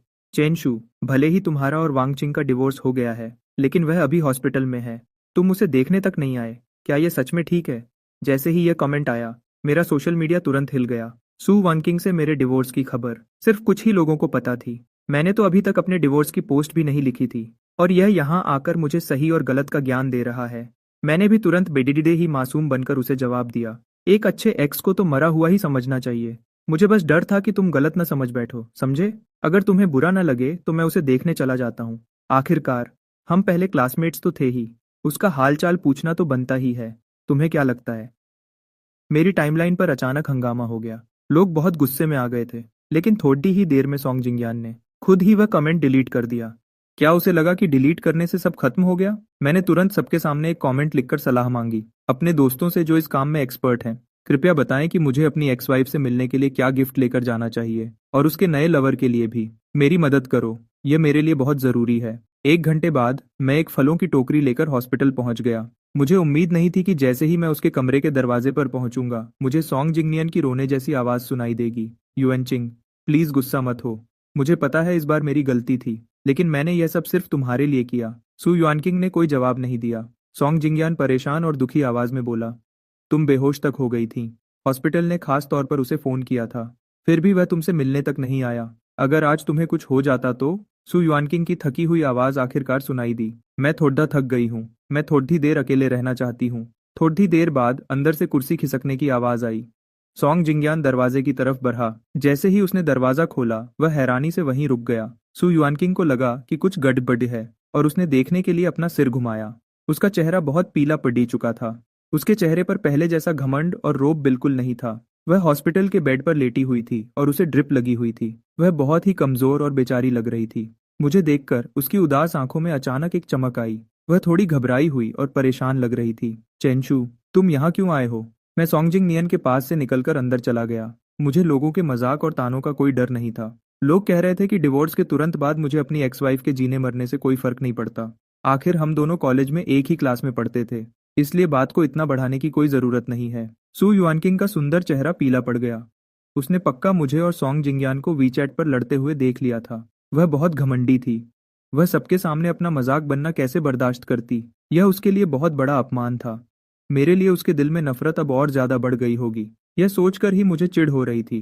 खैर, मैं यहाँ आ तो गया हूँ। अगर कोई काम नहीं है तो मैं अब चलता हूँ। सू युआनकिंग के चेहरे के भाव थोड़े बदले। उसने कहा, चेनशू, क्या तुम्हें सच में मेरे साथ ऐसा बर्ताव करना पड़ेगा? मैंने अपनी आईब्रो उठाई और सीधे पूछा, क्या? जब मेरा कार एक्सीडेंट हुआ था तो तुम तीसरे दिन तक मुझसे मिलने नहीं आई थी। तुम्हारे मुकाबले तो मैं बहुत ज्यादा अच्छा और वफादार हूँ। सू युआनकिंग का चेहरा गुस्से और शर्म से बिल्कुल पीला पड़ गया। उसने अपना मुंह खोला, जैसे वह कुछ कहना चाहती हो। तभी अचानक मेरे फोन की घंटी बजी। हाउसकीपर का फोन था। सर, मैंने आपका लगभग सारा सामान पैक कर दिया है, लेकिन एक बॉक्स बचा है जिसे मैंने अभी तक नहीं छुआ। वह मिट्टी के बर्तनों से भरा है। मैं उस बॉक्स का क्या करूं? मैं हैरान रह गया। मिट्टी के बर्तन? हाँ, और लगता है वह आपने खुद अपने हाथों से बनाए हैं, इसलिए मैंने सोचा कि आपसे पूछ लूं। मैंने अपनी तिरछी नजर से देखा कि सू युआनकिंग भी हैरान खड़ी थी। तभी मुझे अचानक सब याद आ गया। मुझे सब याद आ गया। वह मिट्टी के खिलौने और बर्तन सच में इस शरीर के असली मालिक ने बनाए थे। कॉलेज के दिनों में सू युआनकिंग मिट्टी के बर्तन बनाने वाली एक दुकान पर पार्ट टाइम काम करती थी। उस वक्त क्योंकि असली मालिक उसे पसंद करता था और उसे मनाना चाहता था, इसलिए वह लगभग हर रोज उस दुकान पर चला जाता था। वह वहां पूरी दोपहर बैठा रहता था। उसे यह काम बिल्कुल नहीं आता था, और न ही उसके पास सब्र था। उसका पूरा ध्यान और उसकी आंखें सिर्फ सू युआनकिंग पर ही रहती थीं। इस वजह से वह हर बार खुद को मिट्टी से पूरा गंदा कर लेता था और घर पर बहुत ही बदसूरत और अजीब सी बनी हुई चीजें लेकर आता था। फिर भी वह बिना थके यह सब खुशी खुशी करता था। उसे इस बात से बिल्कुल भी शर्म नहीं आती थी। बाद में सू युआनकिंग से उसका यह हाल देखा नहीं गया, और उसने बताया कि वह सब गलत तरीके से कर रहा है। असली मालिक ने तुरंत इस मौके का फायदा उठाया और कहा, तो फिर तुम ही मुझे सिखा दो। सू युआनकिंग ने साफ मना कर दिया, लेकिन असली मालिक बहुत अमीर था और खुले पैसे खर्च करता था, और उस दुकान का एक वीआईपी कस्टमर था, इसलिए वह उसे नाराज नहीं कर सकती थी। यह सिलसिला तब तक चलता रहा जब तक सू युआनकिंग ने वह नौकरी नहीं छोड़ दी। उसके बाद ही असली मालिक ने वहां जाना बंद किया। वह मिट्टी की चीजों का बॉक्स इसी तरह से भरा था। वे चीजें जरूरी नहीं है, उन सबको कचरे में फेंक दो, मुझे कोई फर्क नहीं पड़ता। जैसे ही मैंने अपनी बात खत्म की, तभी अचानक, रुको, सू युआनकिंग अचानक बोली, तुम अपना घर बदल रहे हो? मुझे मानना पड़ेगा, इस औरत का दिमाग कभी कभी सही चल जाता है। मैंने हाँ में सिर हिलाया। सू युआनकिंग ने पूछा, तुम कहाँ शिफ्ट हो रहे हो? सू युआनकिंग ने पूछा, तुम कहाँ शिफ्ट हो रहे हो? इतना अचानक क्यों? मुझे इस बात पर हंसी आ गई। मिस सू, मुझे एक ही बात कितनी बार बोलनी पड़ेगी? हमारा डिवोर्स हो चुका है। मैं क्या करता हूँ और कहाँ रहता हूँ, अब इससे तुम्हें कोई मतलब नहीं होना चाहिए। सू युआनकिंग की बोलती बंद हो गई, जैसे उसने कोई ऐसी बात सुन ली हो जो वह बर्दाश्त नहीं कर सकती थी। उसकी आंखें थोड़ी लाल हो गईं। बहुत देर बाद उसने थोड़ा नर्म होते हुए कहा, अगर तुम्हें वे मिट्टी के बर्तन नहीं चाहिए तो मैं किसी को भेजकर उन्हें अपने पास मंगवा लूंगी। मैंने उसे अजीब तरीके से देखा और कहा, वे मेरी चीजें हैं, मेरी मर्जी मैं उन्हें रखूं या कचरे में फेंक दूं। पता नहीं मेरी इस बात से सू युआनकिंग को क्या दुख हुआ, लेकिन इस बात ने उसे अंदर तक चोट पहुंचाई थी। उसकी आंखों की आखिरी उम्मीद भी तुरंत खत्म हो गई, जैसे हवा के चलते कोई छोटा सा दिया बुझ गया हो। सॉन्ग जिंगयान घबराकर जल्दी से उसके पास आया। युएनचिंग, क्या तुम ठीक हो? सू युआनकिंग ने अपना चेहरा थोड़ा घुमा लिया और उसका हाथ हटाने की कोशिश की। सॉन्ग जिंगयान वहीं खड़ा रह गया और उसे बहुत अजीब लगा, लेकिन मुझे इनके इस नाटक में बिल्कुल भी दिलचस्पी नहीं थी, इसलिए मैं वहां से जाने के लिए पीछे घूमा। लेकिन जैसे ही मैंने दरवाजे से बाहर कदम रखा, वहां से गुजर रहे एक डॉक्टर ने मुझे आवाज दी। मैंने ऊपर देखा तो वहां एक फीमेल डॉक्टर खड़ी थी, जिसकी उम्र लगभग 40 साल थी। वह मुझे ध्यान से देखते हुए बोली, तुम यहाँ हॉस्पिटल में कैसे? क्या तुम्हारी तबीयत खराब है? मैं थोड़ा हैरान हो गया। फिर मेरी नज़र उसके कोट पर लगे नेम टैग पर पड़ी। वह लेडीज डॉक्टर की हेड थी। मेरे दिमाग में एक शक हुआ, इस शरीर के असली मालिक का इस डॉक्टर से सिर्फ एक ही रिश्ता हो सकता था, और वह था पहले वाला बच्चा। पूछने के लिए शुक्रिया डॉक्टर, लेकिन मैं बिल्कुल ठीक हूँ। मैं तो आज बस यहाँ एक दोस्त से मिलने आया था, मैंने गोलमोल जवाब दे दिया। यह सुनकर उसने चैन की सांस ली। ये तो अच्छी बात है, लेकिन अब तुम दोनों की उम्र हो रही है। अगली बार जब प्रेगनेंसी हो तो तुम लोग उसे ऐसे ही अबॉर्ट नहीं कर सकते। मैं सुनकर वहीं जम गया। इन दो छोटी बातों में बहुत बड़ा राज छुपा था। क्या सू युआनकिंग का अचानक मिसकैरेज नहीं हुआ था? उस रात जब असली मालिक भागकर हॉस्पिटल आया था, तब सू युआनकिंग को ऑपरेशन रूम से बाहर लाया जा चुका था और सॉन्ग जिंगनियन उसके बेड के पास ही खड़ा था। युएनचिंग, तुम ये क्या कर रही हो? सॉन्ग जिंगनियन की घबराई हुई आवाज अचानक मेरे पीछे से आई। मैंने पीछे घूमकर देखा तो सू युआनकिंग अपने हाथ से ग्लूकोज की सुई निकाल रही थी। उसने सॉन्ग जिंगनियन को एक तरफ धक्का दे दिया और भागती हुई मेरी तरफ आने लगी। वह तुरंत भागकर आई और मेरा रास्ता रोक दिया। वह फीमेल डॉक्टर के सामने खड़ी हुई, उसकी आवाज में बहुत टेंशन थी। डॉक्टर, ये मेरे और मेरे पति के बीच का पर्सनल मामला है, इससे आपका कोई लेना देना नहीं है। मेरा पूरा शरीर एक बार फिर ठंडा पड़ गया। मैंने धीरे से अपनी गर्दन घुमाई और सू युआनकिंग की तरफ देखा। पहली बार मुझे लगा कि यह सुंदर चेहरा मेरे लिए बिल्कुल अनजान था। सू युआनकिंग, इस सब का क्या मतलब है? फीमेल डॉक्टर ने परेशानी से अपनी आईब्राउ सिकोड़ी। क्या आपको नहीं पता था? आपकी पत्नी ने कहा था कि अभी आप दोनों का पूरा ध्यान अपने करियर पर है और आप दोनों अभी बच्चा नहीं चाहते, इसलिए उन्होंने अबॉर्शन करवाने का फैसला किया, और आपको इस बारे में कुछ भी नहीं पता था। मुझे ठीक से याद नहीं कि मैं घर कैसे पहुंचा, क्योंकि मेरा पूरा शरीर इस अचानक मिली खबर से मैं इतना शॉक हो गया था कि मुझे चक्कर आने लगे। मैं काफी देर तक स्टडी रूम में बैठा रहा। मैंने अपनी आंखें बंद कर लीं। किताब में साफ लिखा था कि चेन शू की बहुत ज्यादा जलन की वजह से उसका सू युआनकिंग के साथ बहुत बड़ा झगड़ा हुआ था, जिसकी वजह से गलती से उसका मिसकैरेज हो गया। मुझे नहीं पता क्यों, लेकिन जब मैंने इस बारे में सोचा तो मेरे शरीर में कहीं दर्द महसूस होने लगा। ऐसा लग रहा था जैसे मैं सच में महसूस कर सकता हूँ। उस पल को जब उसे पता चला कि बच्चा अब नहीं रहा, वह पूरी निराशा और बेहद दर्द। मैं इन फीलिंग से बाहर निकलना चाहता था। हाउसकीपर ने अभी अभी स्टडी रूम साफ किया था। मैंने वहां थोड़ी खोजबीन की और मुझे एक बॉक्स मिला जिसमें उसके कॉलेज का सामान रखा था। आखिर में बॉक्स के सबसे नीचे मैंने एक कॉलेज की स्क्रैप बुक निकाली। मिसकैरेज की कहानी पहले ही नॉवल से अलग हो चुकी थी, तो क्या बाकी चीजों में भी कोई बदलाव हो सकता है? पहला पेज पलटते ही वहां मिलिट्री ट्रेनिंग के दौरान खींची गई एक फोटो थी। ग्रीन मिलिट्री यूनिफॉर्म में वह लड़का बहुत प्यारी स्माइल कर रहा था। उसके पीछे स्टेज पर एक पतली और सुंदर लड़की की परछाई दिख रही थी। भले ही वह थोड़ा दूर थी, लेकिन कोई भी एक नज़र में देखकर बता सकता था कि वह कॉलेज के दिनों की सू युआनकिंग थी। उसके नीचे कुछ छोटी लाइंस लिखी हुई थीं। मिलिट्री ट्रेनिंग के पहले ही दिन मेरे ठीक पास एक लड़की धूप की वजह से बेहोश हो गई। मैं उसे अपनी पीठ पर उठाकर मेडिकल रूम ले गया। वह फूल जैसी हल्की थी।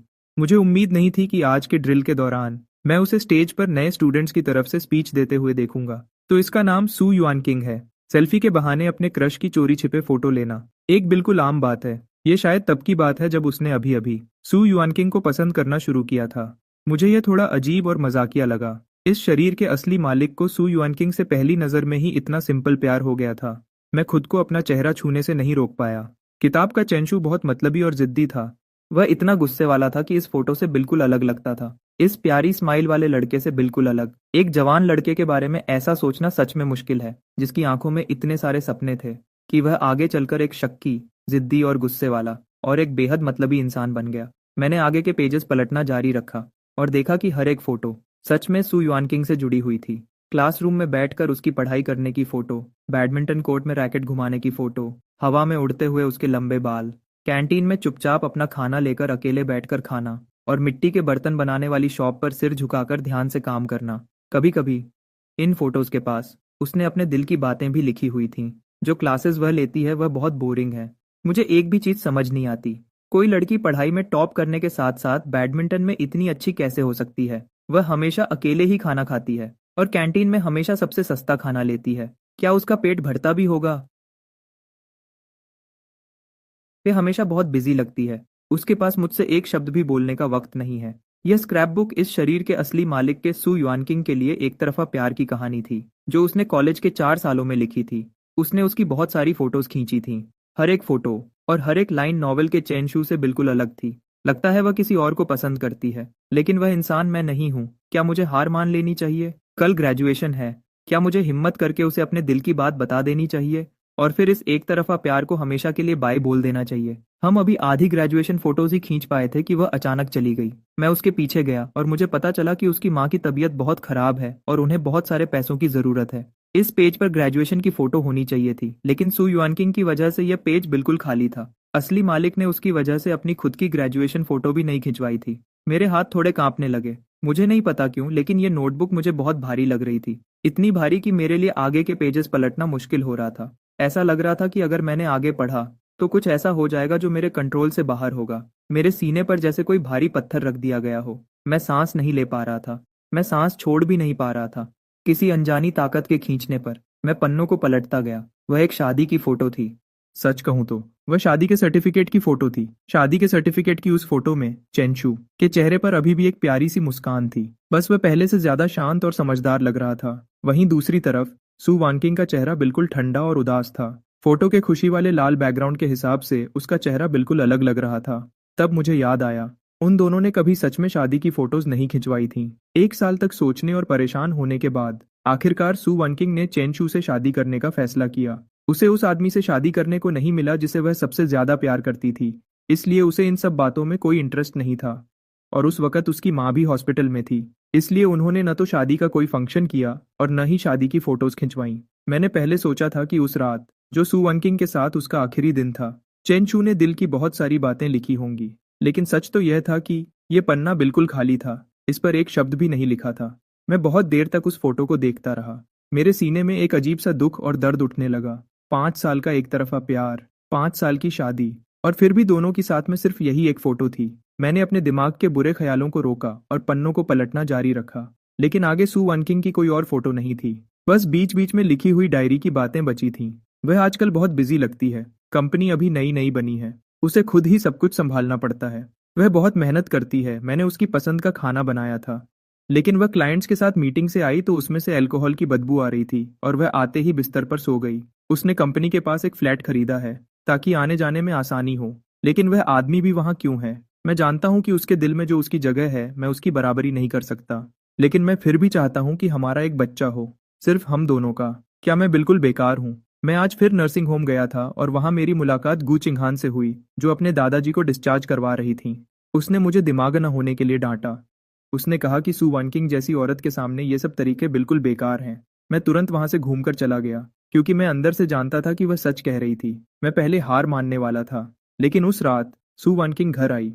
पता नहीं काम पर सब ठीक था या नहीं, पर वह पूरी तरह नशे में थी। मैं खुद पर काबू नहीं रख पाया और मैंने उसे किस कर दिया, और पहली बार उसने भी मुझे वापस किस किया। बीच में एक बड़ा सा खाली हिस्सा था, जब तक कि डायरी की एक और बात सामने नहीं आई। लगता है वह प्रेग्नेंट है। मैं पन्नों को आगे पलटता गया। वह 2 महीने चेंशू और सू वनकिंग के रिश्ते के सबसे शांत दिन थे।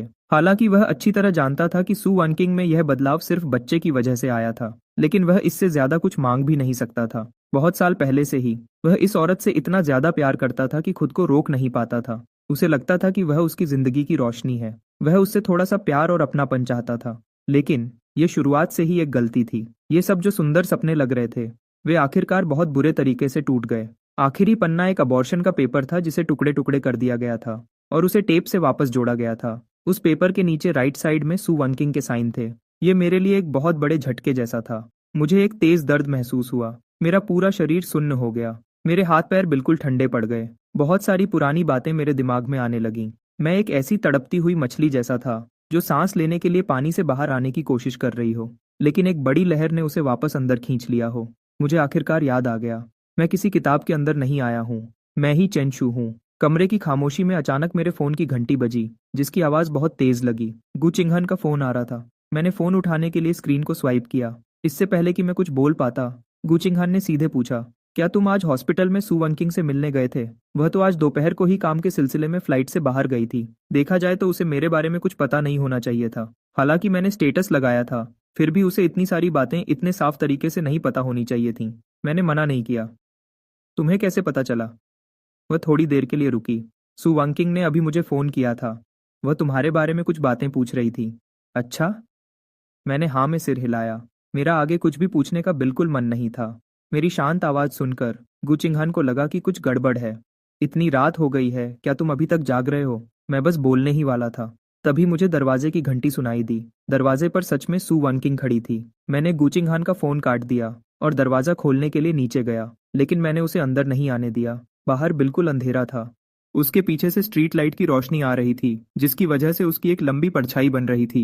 इस वजह से उसका आधा चेहरा रोशनी में और आधा अंधेरे में दिख रहा था। मैंने पूछा, तुम्हें क्या चाहिए? मैं तुमसे माफी मांगने आई हूँ। जब से मैं हॉस्पिटल से निकला हूँ तब से लेकर अभी तक 3 घंटे बीत चुके थे। उसे अब जाकर यह बात कहने की याद आई है।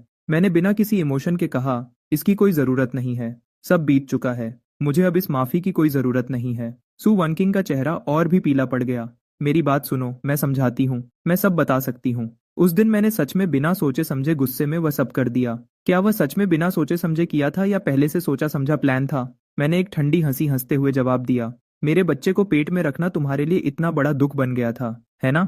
सू वनकिंग थोड़ी देर के लिए बिल्कुल चुप हो गई। फिर उसने अपनी आंखें जोर से बंद कर लीं। उसने एक एक शब्द पर जोर देते हुए कहा, शुरू में मैं सच में इस बच्चे को नहीं चाहती थी, लेकिन बाद में जैसे जैसे बच्चा दिन ब दिन बड़ा होने लगा, मैं सच में उस वक्त मेरा दिमाग काम नहीं कर रहा था। मुझे भी इस बात का बहुत पछतावा है। अब पछतावा हो रहा है।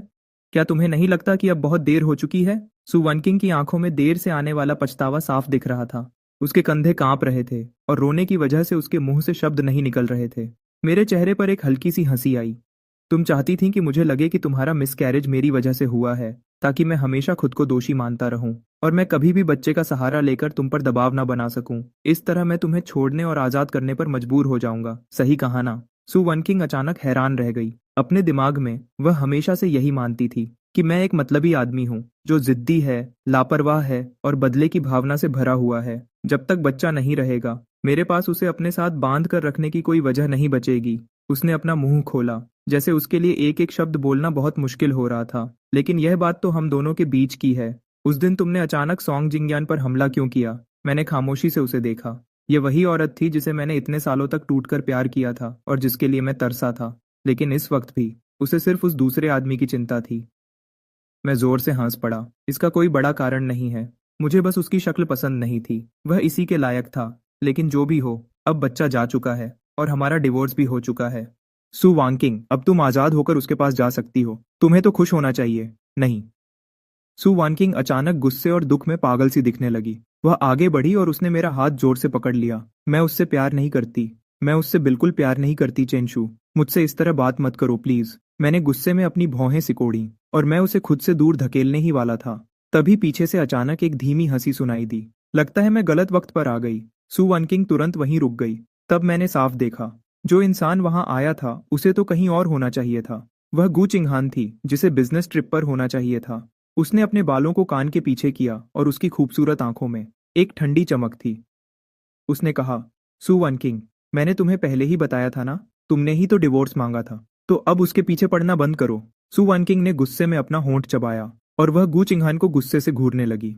मेरे और चेंशू के बीच क्या चल रहा है? उससे तुम जैसे बाहर वाले को क्या लेना देना? गु चिंगहान ने अपनी भौहें थोड़ी ऊपर उठाई। वह अपनी हाई हील्स में आगे बढ़ी और मेरे बिल्कुल पास आकर खड़ी हो गई और उसने बड़े आराम से अपना हाथ मेरे हाथ में डाल दिया।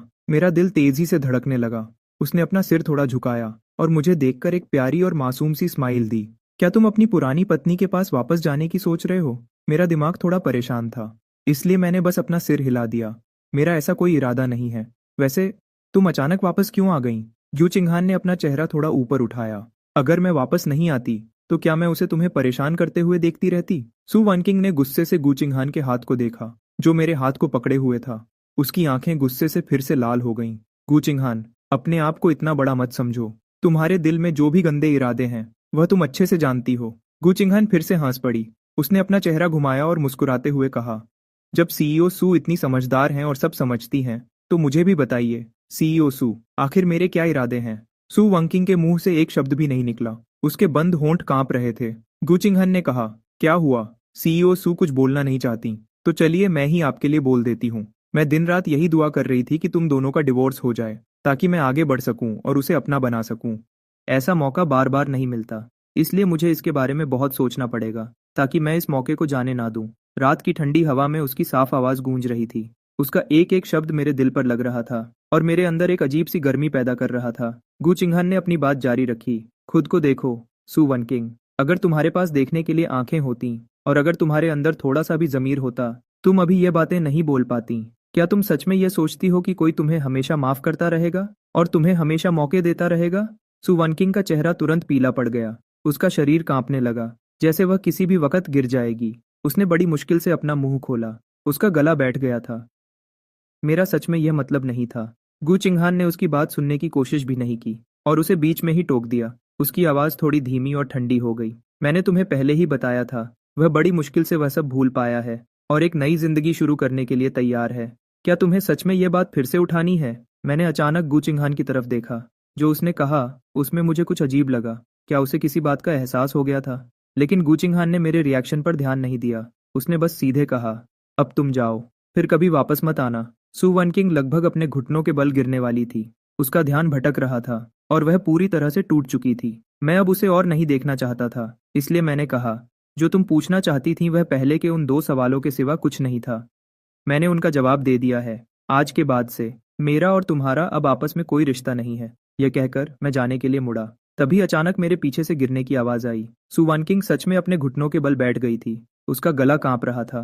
मुझे पता है मुझसे गलती हुई, ये सब मेरी गलती है। प्लीज मुझे एक और मौका दो। क्या हम सब कुछ फिर से शुरू कर सकते हैं? जू चिंगहान ने सबसे पहले मेरी तरफ मुड़कर देखा। उसका हमेशा का घमंड और गुस्सा बिल्कुल गायब हो चुका था। उसकी बड़ी और चमकदार आंखें मुझ पर टिकी हुई थीं। उसके हाथ नीचे लटके हुए थे और उसने चुपके से अपनी मुट्ठी बंद कर ली थी। उसका छोटा सा चेहरा तना हुआ था। वह बहुत ज्यादा घबराई हुई थी। सु वनकिंग मेरे जवाब का इंतजार कर रही थी और वह भी। मैं वापस मुड़ा और मैंने शांति से सु वनकिंग की तरफ देखा। सु वनकिंग, हमारी 5 साल की शादी में मैं तुम्हें खुश रखने में सॉन्ग जिंगयान जितना अच्छा नहीं था।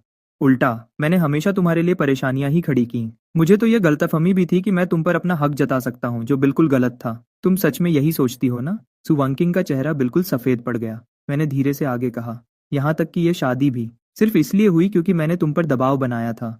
अगर तुम्हारी माँ ना होती तो तुम कभी मेरे साथ नहीं होती और ना ही मुझसे इस तरह जुड़ी होती। हमारी शादी के बारे में तुम्हारी यही सोच है। सु वनकिंग, ये वही शब्द हैं जो तुमने उस एक्सीडेंट से ठीक पहले मुझसे कहे थे। क्या ऐसा नहीं है? उसके चेहरे पर बहुत ज्यादा पछतावा दिख रहा था। उसकी आंखों में डर था। मैंने वह सब बस गुस्से में कह दिया था। मैं उस वक्त बहुत ज्यादा गुस्से में थी। उसके उन्हीं शब्दों ने मुझे एहसास करवाया था कि मैं कितना अजीब, परेशान करने वाला और बुरा था उसकी नज़रों में। बच्चा खोने के बाद मेरा दिल पूरी तरह टूट गया था और मैं सोचने लगा कि मुझे उसे छोड़ देना चाहिए और उसे आज़ाद कर देना चाहिए। मेरे जैसा आदमी उसके साथ रहने के लायक ही नहीं था। इसलिए बाद में जब सॉन्ग जिंगयान ने मिलने के लिए कहा तो मैं मान गया। मैं भी एक मौका ढूंढ रहा था ताकि उस आदमी से साफ बात कर सकूं जो हमेशा बीच में आता रहता था, सु वनकिंग के साथ मेरी शादी के बीच में। लेकिन उस दिन इससे पहले कि मैं कुछ पूछ पाता, सॉन्ग जिंगयान ने मुझे वह पेपर थमा दिया जो अबॉर्शन का कंसेंट फॉर्म था। चेनशु, क्या तुम सच में सोचते हो कि एक बच्चे के सहारे तुम सु वनकिंग का दिल जीत लोगे? सच तो यह है कि जब तुमने फोन किया मैं उसके पास ही था। मैंने सब कुछ सुना। मैंने उसे घर पर रुकने और बिजनेस ट्रिप पर ना जाने की सलाह भी दी थी। लेकिन क्या तुम जानते हो उसने क्या कहा? उसने कहा कि तुम बस बच्चे के सहारे उसे रोकना चाहते हो, बहुत परेशान करते हो। तुम कॉलेज के पहले साल से ही सु वनकिंग को पसंद करते हो ना? मुझे लगता है ऐसा इसलिए है क्योंकि वह मिलिट्री ट्रेनिंग के दौरान बेहोश हो गई थी और तुम उसे हॉस्पिटल ले गए थे। दूसरों की मदद करना अच्छी बात है, लेकिन इसका मतलब यह नहीं कि सिर्फ एक छोटी सी बात के लिए तुम किसी को अपनी पूरी जिंदगी तुम्हारे नाम करने पर मजबूर कर दो। क्या तुम मेरी बात से सहमत नहीं हो? चेनशू, बेवकूफ़ी बंद करो। अगर तुम ऐसी हरकतें करते रहे तो सू वनकिंग तुमसे सच में नफरत करने लगेगी। इसमें अपने बच्चे को बीच में लाना, उसे इस बात से भी नफरत है। मैंने कभी नहीं सोचा था कि सॉन्ग जिंगयान जानबूझकर खुद को सीढ़ियों से नीचे गिरा देगा। और ना ही मैंने सोचा था कि सू वांकिंग ठीक उसी वक्त वहां आ जाएगी। उसने मेरी बात सुनने की कोशिश भी नहीं की, बस सॉन्ग जिंगयान के पास बैठकर रोती रही। वह बहुत ज्यादा परेशान और फिक्रमंद थी। शुरू से लेकर आखिरी तक उसने एक बार भी मेरी तरफ नहीं देखा। बाद में मैंने उसके थोड़ा फ्री होने का इंतजार किया। मैं उसके पास जाकर बच्चे के बारे में बात करना चाहता था, लेकिन उसने मुझे अपने उन्हीं शब्दों से चुप करा दिया। चेनशू, तुम कब तक इस तरह नखरे दिखाते रहोगे? क्या तुम जानते हो कि तुम्हारी हर बात से मुझे घिन आती है? उस दिन मैं बहुत देर तक सड़कों पर बिना किसी वजह के घूमता रहा। मेरे दिमाग में बस उसकी नफरत भरी और कड़वी बातें घूम रही थीं। क्या मैं सच में इतना मतलबी था? क्या मैं सच में इतना जिद्दी था? क्या मैं सच में इतना नफरत के लायक था? जब तक कि एक आउट ऑफ कंट्रोल कार मेरी तरफ तेजी से नहीं आई और मैं वहीं पर बेहोश हो गया। जब मेरी आंख खुली तो मैं एक बदला हुआ इंसान बन चुका था। सू वांगसिंग की आंखों में जो मैं था, उसने मेरे लिए एक झूठी दुनिया बनाई थी। और इस दुनिया में मैं पागल, मतलबी, जिद्दी और अजीब था। और सबसे बड़ी बात, मेरे दिल में अब उसके लिए कोई प्यार नहीं बचा था। मैंने सीधा उसकी आंखों में देखा और आराम से कहा, लेकिन सू वांगसिंग, इस दुनिया में मैं भी अब तुमसे प्यार नहीं करता। जब अगली सुबह मेरी आंख खुली तो अच्छी खासी धूप निकल चुकी थी। मुझे नाश्ते की खुशबू आई और मैं चलते हुए किचन में गया। गू चिंग हन खाना बना रही थी। मैं हैरान रह गया। बड़ी मालकिन गू, आज ऐसा क्या खास दिन है जो आपको इतनी तकलीफ करनी पड़ी? गू चिंग हान ने आंगन की तरफ इशारा किया। वह परेशान करने वाला इंसान। कल सू वनकिंग पूरी रात वहां बाहर घुटनों के बल बैठी रही और मुझे भी कोई फर्क नहीं पड़ा। मैंने बस गुचिंग हान को, जो बहस करना चाहती थी, खींचकर कमरे में वापस ले आया और सीधा सो गया।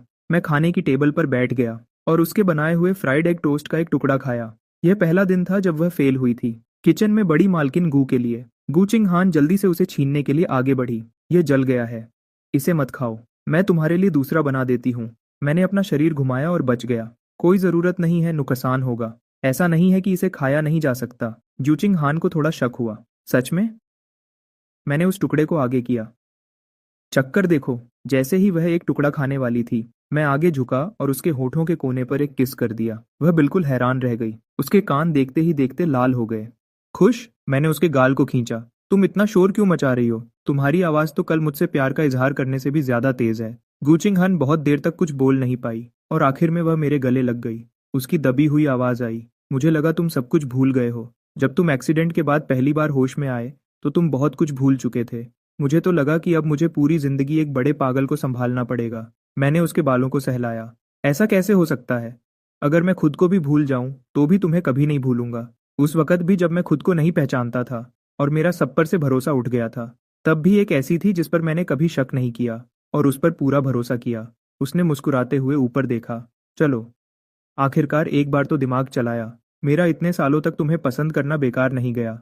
मुझे मेरे दिल में एक मीठी सी गुदगुदी महसूस हुई। मैं खुद को रोक नहीं पाया और बोला, गुचिंग हान, तुम मुझसे भी ज्यादा पागल कैसे हो सकती हो, जो मेरे जैसे लड़के से प्यार कर बैठी। वह खुश होते हुए बोली, जाहिर है मेरी पसंद ही बहुत अच्छी है। मुझे पता था कि किसके लिए इंतजार करना चाहिए। मैं भी मुस्कुरा दिया। हाँ हाँ, सही बात है, तुम सबसे अच्छी हो। सू वनकिंग की तरफ से। आजकल मैं बार बार एक ही लड़के से टकरा रही हूँ। जब मैं क्लास जाती हूँ तो वह वहाँ होता है, जब मैं बैडमिंटन खेलती हूँ तो वह वहाँ होता है, और जब मैं अपनी पार्ट टाइम जॉब करती हूँ तब भी वह वहाँ होता है। मेरे करीब आने की उसकी कोशिशें बहुत अजीब होती हैं और उसे तो एक्टिंग करना भी नहीं आता। उसके चेहरे से ही सब साफ पता चल जाता है। ये थोड़ा परेशान करने वाला है। ऐसा नहीं है कि पहले किसी लड़के ने मुझे पसंद नहीं किया, लेकिन किसी ने भी कभी इस तरह खुलेआम ऐसा नहीं किया। मुझे लगा कि वह थोड़े दिनों में हार मान लेगा, लेकिन कौन जानता था कि वह इतना जिद्दी निकलेगा। मैंने जानबूझकर सॉन्ग जिंगनियन के साथ वक्त बिताया ताकि वह इशारा समझकर पीछे हट जाए। उसकी आंखों में दुख साफ देखा जा सकता था। और सच में उसके बाद वह बहुत दिनों तक नहीं आया। मैंने चैन की सांस ली, लेकिन मुझे यह भी लगा कि उस जैसे लड़के सच में सिर्फ 3 मिनट के लिए ही एक्साइटेड होते हैं। आखिरकार वह एक अमीर घर का लड़का है जिसने अपनी जिंदगी में कभी कोई तकलीफ नहीं देखी। वह हम जैसे लोगों जैसा नहीं है। सॉन्ग जिंगनियन की बातों को याद करके मैं और परेशान हो गई। जब सॉन्ग जिंगनियन ने इशारा किया कि वह मेरे साथ रहना चाहता है, मैंने बस एक बहाना बनाकर उसे प्यार से मना कर दिया।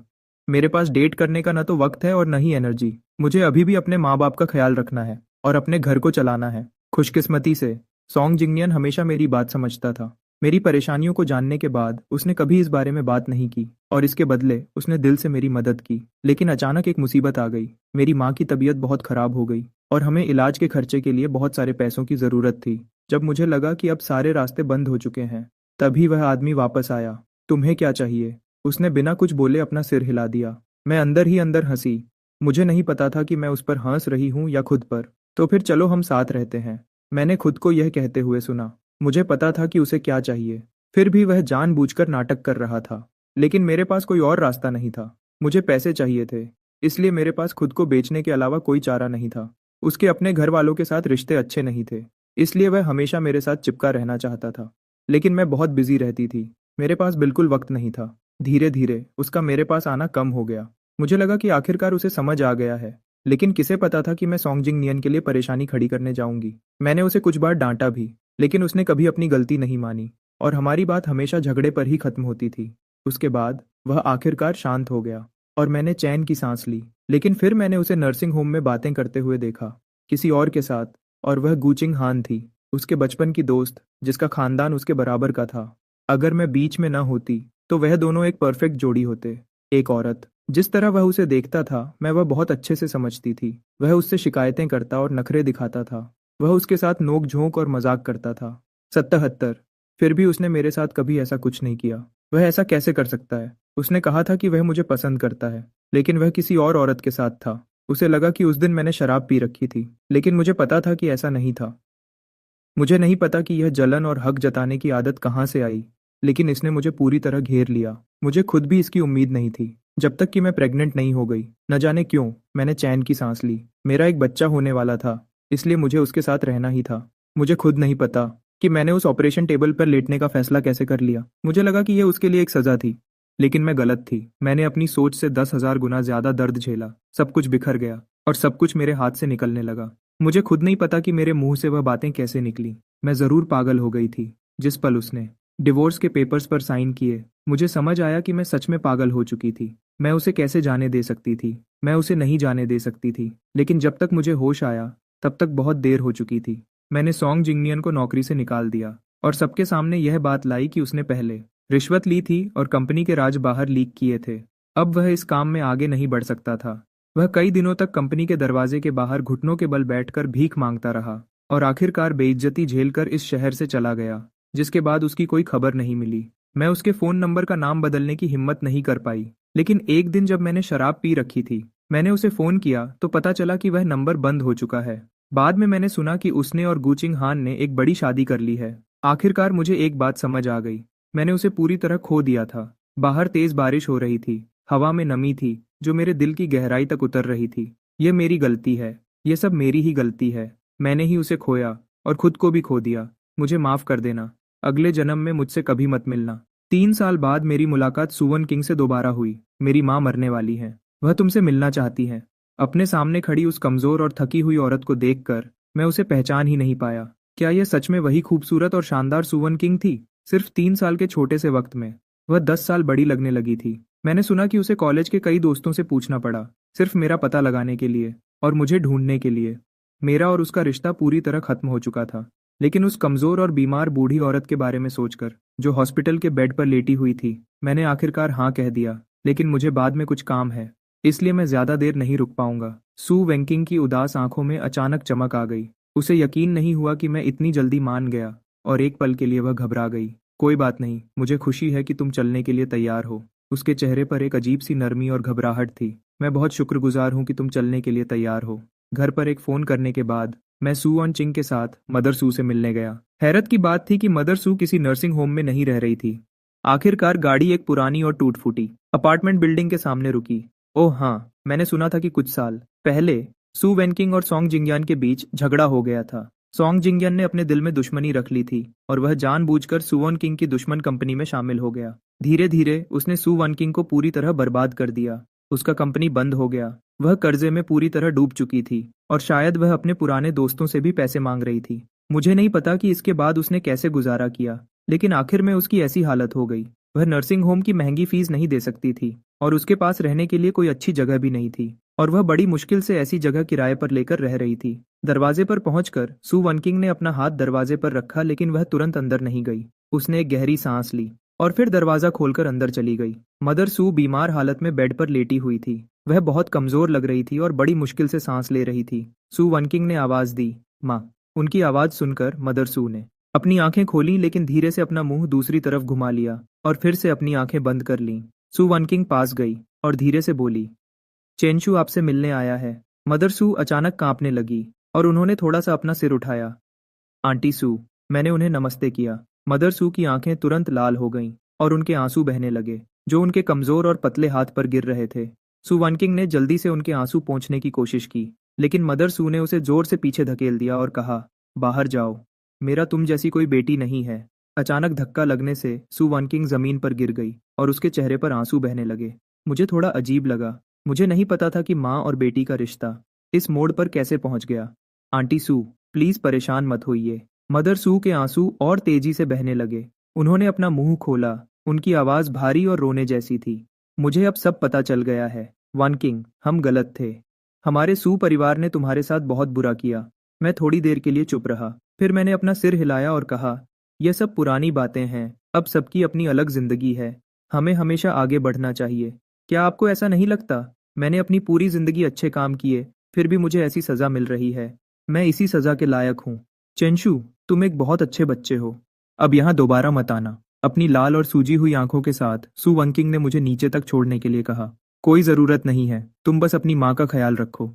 मैंने अपने फोन पर टाइम देखते हुए कहा। सू वनकिंग ने दुख के साथ मुस्कुराकर कहा, जब से उन्हें पता चला है कि हमारा डिवोर्स हो गया है, उन्होंने मुझे अपना मानना बंद कर दिया है। वह जब भी मुझे देखती हैं गुस्सा हो जाती है।